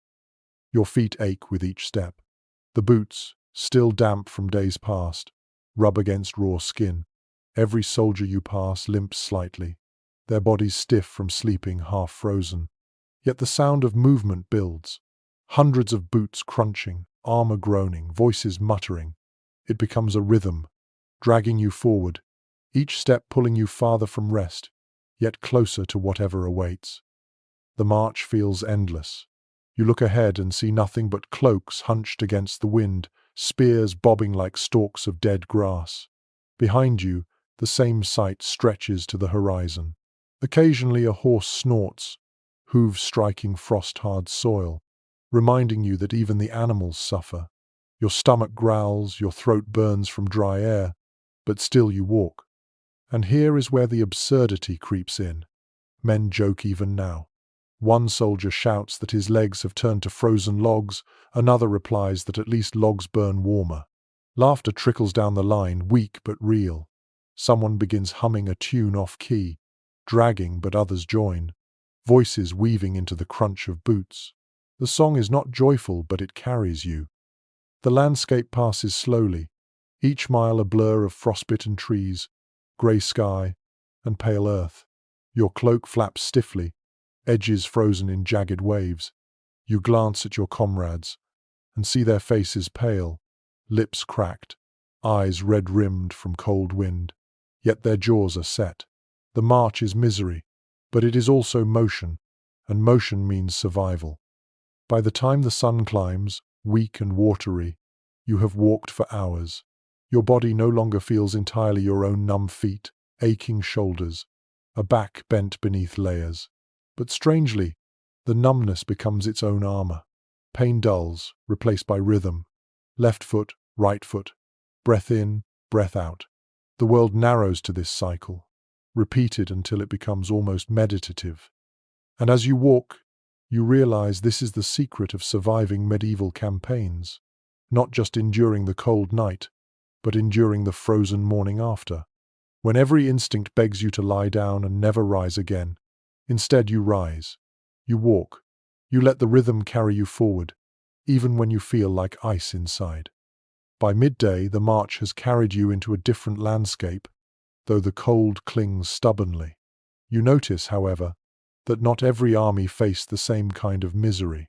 Soldiers from different corners of Europe brought their own traditions of fabrics and winter gear, each suited or sometimes poorly suited to the climates they knew best. Lying in your tent again that night, you think about how survival looked very different depending on where you came from. Surviving records show clear regional contrasts. In Northern Europe, wool dominated everything: thick cloaks, layered hoods, even mittens stitched from felted scraps. Chroniclers in Flanders described men cocooned in wool so dense that snow slid from their shoulders like water. Meanwhile, soldiers from southern lands often struggled when forced into northern winters. Their lighter linen garments, perfect for Mediterranean breezes, became liabilities in sleet and ice. Some even froze, unaccustomed to nights when the ground itself turned to stone. And there were peculiar improvisations too. Men from colder regions sometimes stuffed their boots with moss or sheep's wool, a trick passed down from shepherds. In contrast, Italians on campaign in the Alps were noted for layering spare shirts beneath their armor, building warmth not with outer cloaks but with multiple thin fabrics. Imagine peeling off 5 damp linen shirts at dawn, each one heavier with frost, each one still clung to, because even frozen linen was better than nothing at all. Specialists today disagree on whether these regional practices actually mattered in the field. Some argue cultural clothing traditions gave soldiers a real advantage in alien climates. Scots and Norsemen, for instance, enduring damp winters more easily than soldiers from warmer coasts. Others believe once men were on campaign, everyone suffered equally. Wet wool is wet wool, no matter what corner of Europe you came from. Did fabric traditions truly shape survival, or were they quickly erased by mud and frost? The debate remains unsettled. You lie back and think about your own cloak, thick but itchy, smelling of smoke. You imagine men elsewhere under cloaks dyed bright red or green or trimmed with fur. Some were heirlooms, passed down through families, their wearers believing the fabric carried the strength of ancestors. Others were stolen, looted from villages, their origins erased the moment they were wrapped around a shivering body. In war, identity of cloth didn't matter as much as whether it kept the wind off. The tent fills with variety, even among your own comrades. One soldier beside you wears a cloak patched with leather, the seams stiff and shiny. Another clings to a blanket striped with colors, clearly woven in a different land. A third wraps himself in layers so thick he looks almost like a mound of cloth with no man inside. The diversity of fabrics creates a patchwork inside the dim shelter, each square telling a different story of where the men came from and what they carried into this frozen campaign. The smells, too, shift with the fabrics. Wool smells heavy and sour when wet, linen sharp and grassy, fur musky and animal-like. Together they create an atmosphere that is oddly regional, like a map of Europe recreated in odors rather than borders. You breathe it in and feel as though you are surrounded not just by soldiers, but by an entire continent squeezed into a single tent. Picture the camp as seen from above, tents scattered across frost, each filled with men wrapped in their own traditions of cloth. To one side, soldiers huddle under bright Flemish wool. To another, men tug lighter cloaks from Spain tightly around their shoulders. Some make do with nothing but patched tunics, while others burrow under fur as soft as velvet. The battlefield erases nationality, but at night, when cold presses hardest, every stitch of fabric becomes a reminder of where you were born. You close your eyes, tugging your cloak tighter, and realize that survival tonight is stitched not just from wool and straw, but from culture itself. You are warmed or frozen by the choices of weavers, tailors, and traditions that came long before you. And though tomorrow you will march again beside men from distant lands, tonight you share their struggle, wrapped together in the patchwork quilt of Europe's fabrics. The frost has barely left the ground when you realize the next ordeal is worse than an open march, a siege. A camp outside city walls is no temporary stop, no fleeting misery of 1 or 2 nights. It is weeks, even months, of waiting in damp trenches and dripping tents, with the cold pressing down harder every day. Here, the tent becomes less a shelter than a cage, trapping soldiers in cycles of smoke, wet earth, and endless boredom. Medieval chronicles tell us that sieges dragged on through bitter winters, forcing men to sleep in fields churned into mud and slush. Soldiers dug shallow trenches, pitched tents on makeshift platforms, and prayed their shelters would withstand storms. Accounts from the siege of Tournai in 1340 describe entire rows of tents collapsing under heavy snow, men dragging themselves out half-frozen only to crawl back beneath sagging canvas. Unlike marching campaigns, there was no escape in movement, just endless nights of waiting for hunger and weather to break the enemy first. Some of the coping measures bordered on absurd. Soldiers at certain sieges built raised wooden pallets inside tents, laying cloaks and hides across them like crude bunk beds, anything to keep above the flooded ground. Others spread straw so thick it piled knee-high, only for it to rot into a swamp after days of rain. Imagine the stench: wet straw, mold, and sweat fermenting together until the air itself seemed poisonous. Researchers differ on how sustainable siege living really was. Some argue men endured surprisingly well, sustained by supply trains and communal fires. Others insist attrition from cold, illness, and filth was the true weapon of sieges, killing more soldiers than arrows. Were tents in these conditions genuine shelters, or just symbols of routine in an environment already lost to misery? The evidence points in both directions, depending on who survived to tell the tale. You picture yourself huddled in such a tent, listening to rainhammer canvas night after night. The ropes creak, the poles bow, water seeps in no matter how you patch the seams. Your cloak clings damply to your shoulders, and the straw beneath you has turned into black sludge. You shift in your sleep, and every movement squelches. It's not just uncomfortable, it feels suffocating, as though the earth itself is swallowing you. The smells intensify until they are unbearable. Acrid smoke caught beneath the tent flap, mold from rotting straw, sweat trapped in damp wool. Add to that the reek of unwashed bodies crammed into too small a space, and you understand why men grew sick so quickly. Coughs echo in the night, rattling chests like drums of disease. The tent, meant to guard life, becomes a chamber where fever spreads faster than fire. Picture the camp outside: lines of tents sagging under frost, trenches filled with brackish water, soldiers stumbling with buckets to throw it out only to see more seep in. Fires smoke stubbornly, refusing to burn properly in damp wood. Horses stand huddled, ribs showing, their breath steaming into the grey air. From the walls above, defenders watch, knowing time and weather are already allies. And yet, even here, men improvise.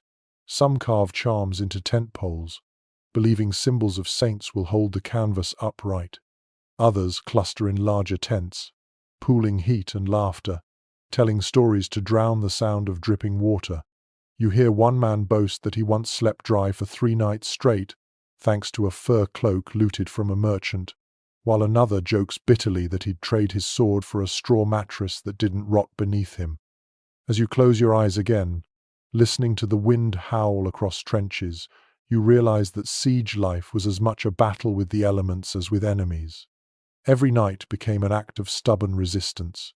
To lie in a leaking tent, to breathe in the stink of rot, and still to wake and endure another day.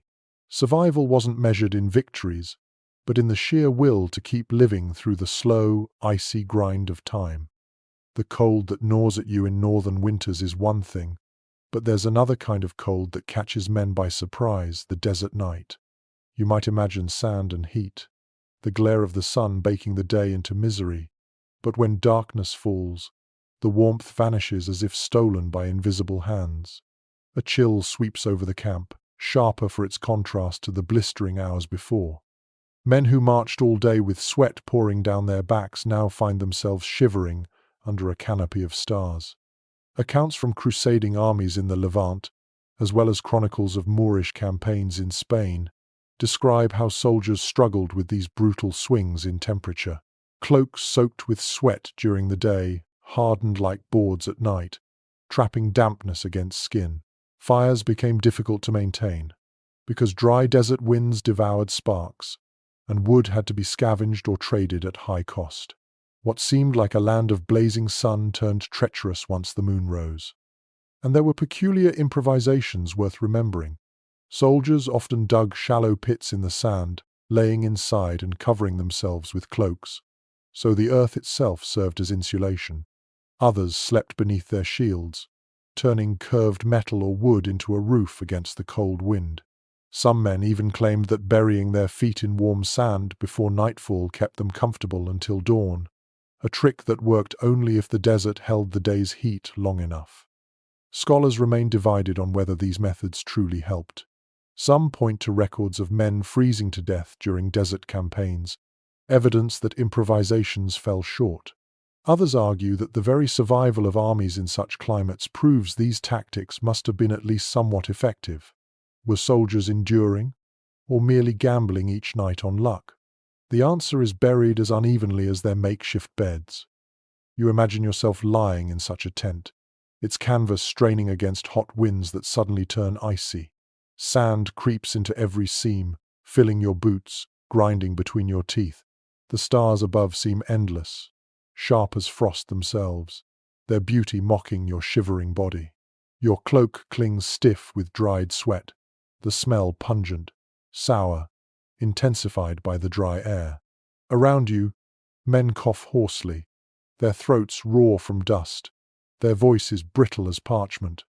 The silence of the desert night is different from northern winds. Here there is no rustle of trees, no patter of rain, only vast emptiness, broken by the occasional bark of a jackal or the cry of some night bird. Every sound feels magnified. Footsteps crunching sand, the hiss of a tent rope shifting, the pop of a coal refusing to die. You pull your cloak tighter, but the cold slithers under it like a snake, finding every gap. Picture the camp from above. Tents huddled like dark shells scattered across pale dunes, each one glowing faintly from within as men cluster around braziers of scavenged wood.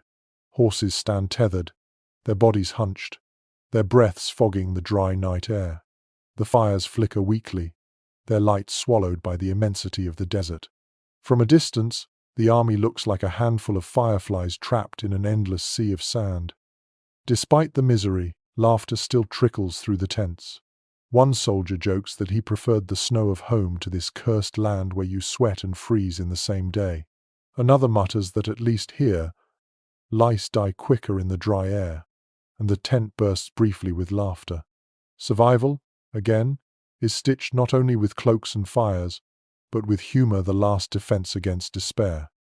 You close your eyes, the sand scratching against your cheek, the stars glaring overhead. The cold still seeps into your bones, but you tell yourself the dawn will come, the sun will rise, and once again heat will return. That cycle, burning days and freezing nights, becomes its own rhythm, as steady and punishing as the marches of northern frost. And in that rhythm, somehow, soldiers endure. The desert night leaves its mark, but so too do the endless winters, and eventually the body begins to show the price of these campaigns. You wake one morning and realize the cough you heard in the tent last week has not gone away, it has multiplied. Men hack and wheeze in the dark, their chests rattling as though gravel has been poured inside. You touch your own throat, raw from smoke and frost, and understand that sickness is as constant a companion as your cloak. Surviving letters and chronicles reveal how disease became inseparable from cold nights in camp. Pneumonia, fevers, and frostbite spread faster than arrows. Even minor chills could turn deadly when men slept damp night after night. One commander in the Baltic lamented that more soldiers were buried by ice and coughs than by enemy swords. It was a truth every army knew but could not escape. Cold weakened bodies, and weakness invited sickness. And there were the stranger details, the things soldiers did to cure themselves. Some drank warm ale mixed with garlic, swearing it banished chills. Others wrapped hot stones in cloth and pressed them to their chests, hoping the heat would chase coughs away. A few even placed slices of onion in their boots, convinced the fumes travelled upward to cleanse their lungs. Imagine the stink in a tent where smoke, sweat, and onions mingled into a suffocating haze. Modern researchers are divided on just how devastating cold-induced illness was. Some argue it decimated armies, accounting for the majority of casualties in certain winters. Others suggest soldiers, hardened by lives already filled with exposure, endured sickness better than we assume. Were camps truly graveyards of coughs, or did men exaggerate their suffering in letters and chronicles? The debate continues, echoing like the coughs themselves. You lie back and listen to the symphony of illness around you.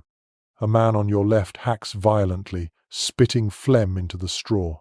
Another groans, clutching his chest. whispering that his ribs feel like knives. Someone sneezes, wet and explosive, and curses immediately after. The sound is constant, layered over the crackle of the fire outside and the whistle of wind through seams. The smell has changed too. Smoke and wool still dominate, but beneath them lies the sour tang of sickness phlegm, sweat soaked with fever, the faint metallic scent of blood from cracked lips. You inhale reluctantly, each breath catching in your own chest. The tent feels smaller in this air, as though the illness itself has thickened the atmosphere. Picture the camp in this state. Men huddled, coughing into cloaks, faces pale in the dim glow. Some refuse to leave the fire, their bodies shaking violently even beside the coals. Horses stamp uneasily, as if aware the humans around them are faltering. From above, the camp looks the same, tents in rows, smoke drifting upward, but within each shelter, sickness gnaws silently. Still, men find ways to joke. One soldier, coughing so hard he nearly collapses, mutters that at least his enemies will smell his breath and flee. Another wheezes out a song, each note broken by fits of coughing, until laughter ripples weakly through the tent. Humor doesn't cure, but it loosens the grip of despair, if only for a moment. You wrap your cloak tighter, pressing it against your mouth as though it could filter the air. Your chest aches with each breath, but you tell yourself it's just smoke, just fatigue, not sickness. You close your eyes, though the coughing continues around you, filling the tent like a second kind of wind. And in that uneasy rest, you realize the truth that every medieval soldier knew. Survival was never just about keeping warm. It was about keeping illness at bay long enough to see another dawn. The coughs do not fade, but sleep still drags you under, and there in the dark you find yourself dreaming of warmth. Not real warmth, not fire or cloaks or furs, but the memory of it, the way a hearth once glowed at home, the smell of bread baking, the soft weight of a feather mattress. You wake for a moment and realize how cruel the mind can be. It gives you comfort in dreams, only to snatch it away when your eyes open to a damp tent and freezing breath. Writings from medieval soldiers and those who chronicled them often mention dreams and visions in the night. Some men claimed they dreamed of banquets so vividly they woke tasting meat on their tongues. Others confessed that their mothers, wives, or sweethearts appeared in sleep, whispering words that carried them through the cold. In the harshest campaigns, these memories became stronger than reality, so much so that some men swore they could smell their home hearths through the stench of smoke and straw. And then there are the odd fragments of folklore that creep into records. Soldiers told stories of men who dreamed not of food or warmth, but of strange fires that never went out, sacred flames said to follow armies, promising survival. Some believed these dreams were omens. Others insisted they were nothing more than the fevered visions of men half frozen. Imagine waking in the dark, certain you had been warmed by a divine fire, only to feel frostbite gnawing your toes. Modern scholars disagree about how much weight to give these dream accounts. Some treat them as exaggerations or literary flourishes by chroniclers eager to romanticize suffering. Others argue they reflect genuine psychological survival mechanisms, the brain conjuring warmth and abundance because the body lacked both. Were these dreams historical fact, or just metaphors for endurance? The question lingers, like the haze of smoke in a closed tent. You pull your cloak tighter, eyes closed, trying to summon your own memory of warmth, a fire from your childhood perhaps, or the heavy quilt you once hid under as a storm howled outside. But the harder you try, the more the present intrudes. The damp smell of wool, the ache in your joints, the cough rattling from the man beside you. Memory flickers but cannot hold back the chill. Around you, the tent stirs with murmured dreams spoken aloud. One man whispers about meat pies, his lips smacking in sleep. Another mutters the name of a woman over and over, voice breaking into a sob. Someone else shouts suddenly, jolted awake by a nightmare, then curses as others groan at the noise. Dreams weave through the tent as tangibly as smoke, each man's mind creating its own fragile refuge. The air inside is thick, a blend of sweat, smoke, and the faint sweetness of straw now crushed beneath dozens of restless bodies. You breathe shallowly, half hoping the memory of warmth will linger on your tongue. You realize that what keeps men alive here is not just cloaks or fire, but the stubborn insistence on remembering what warmth feels like, even if it only comes in sleep. Picture the camp from a distance. A sprawl of tents under moonlight, each holding a dozen bodies dreaming of fires that don't exist. Outside, the ground glitters with frost. Inside, men twitch and murmur, clinging to illusions stronger than their rags. To any observer, it looks like misery. To the men inside, it is also survival.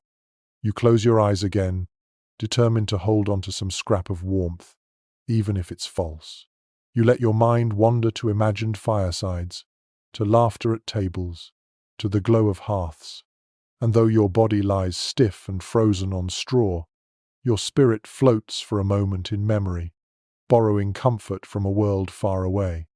The dream fades, and when you open your eyes, you understand something that has been building all along. Survival in these tents has never been just about wool, or fires, or scraps of straw. It has always been about the will to keep going when the cold presses in from every side. You look around and see men still breathing, still stirring under their cloaks, and you realize endurance is as much mental as physical. Sources from medieval campaigns repeatedly stress that morale was as vital as food or fuel. Commanders wrote that an army with warm cloaks but broken spirits could crumble faster than one half-starved but still laughing. Cold nights in tents tested not only the body's resilience, but the mind's, too. Men had to convince themselves each morning that survival was worth the effort. And sometimes they used unexpected methods. Accounts describe soldiers telling jokes so crude or absurd that men laughed until tears froze on their cheeks. Others sang lullabies from their childhoods, voices cracking but determined. Some even played simple games, tossing dice in the straw, scratching patterns into frost on the canvas walls. Anything to turn misery into routine. These small acts stitched the mental fabric that cloaks alone could not provide. There is still debate among historians about which mattered more, the physical strategies of survival or the psychological ones. Some argue no charm, no song, no memory could fight frostbite. Others insist it was precisely these fragile mental rituals that carried soldiers through, allowing them to rise at dawn and march again. Did men endure because their cloaks held, or because their minds refused to break? The answer remains slippery, like smoke escaping through a tent seam. You pull your own cloak closer, not just against the cold, but as if shielding your thoughts. Around you, bodies shift restlessly. One man snores loudly, another mutters a prayer, another groans in his sleep. The tent creaks under the wind's assault, but it still stands. You close your eyes and breathe deeply, inhaling smoke, wool, and dampness. None of it is pleasant, yet all of it proves you are still here. Picture the camp as dawn approaches one final time. Fires gutter, smoke drifting thin against pale light. Horses stamp, their breath steaming. Men stumble out of tents, shoulders hunched, eyes red-rimmed, armor stiff with frost. It looks like misery from afar, but up close it is a miracle. These men endured. They slept half-frozen, they woke aching, and still they rise. And you realize, lying there in your corner of straw, that the true weapon against freezing to death has always been stubbornness. Cloaks tear, straw rots, fires sputter, but the will to keep moving step after step, night after night outlasts the cold. That is why medieval soldiers survived. Not because their tents were strong, but because their minds were stronger than frost. So now, as you let yourself drift into sleep, imagine the flickering glow of a medieval campfire fading into embers. The tents stand low and weary, their canvas patched and sagging, yet still they shield weary bodies curled beneath cloaks. You can hear the rhythm of snores, the occasional cough, the murmur of a prayer whispered into the smoky dark. Outside, frost gathers silently on ropes and poles, but inside, men cling stubbornly to one another, to memories, to scraps of warmth. The story of how they slept, wrapped in wool, pressed against comrades, guarded by fragile fires and even by faith, tells us something deeper than just military history. It reminds us that survival is never about perfection. It is about finding enough warmth, enough laughter, enough belief to carry through the night. Every droplet that dripped through canvas, every flea that crawled across skin, every icy gust that rattled a flap was another test. And yet, dawn always came, and the soldiers always rose. Tonight, as you lie beneath your own blankets, you might picture yourself in that tent. You can almost feel the rough wool scratching your cheek, hear the canvas strain in the wind, smell the smoke seeping into fabric. But you also feel the quiet determination that bound those men together, the refusal to yield to cold, the fragile courage of closing one's eyes and trusting morning to come. So let your breathing slow, let your body sink deeper into softness. The cold and the noise belong to another time, another place, far away from you now. You are safe, and the world outside can wait. Sleep, like those soldiers once did, not in comfort but in endurance, knowing you have already made it through the hardest part.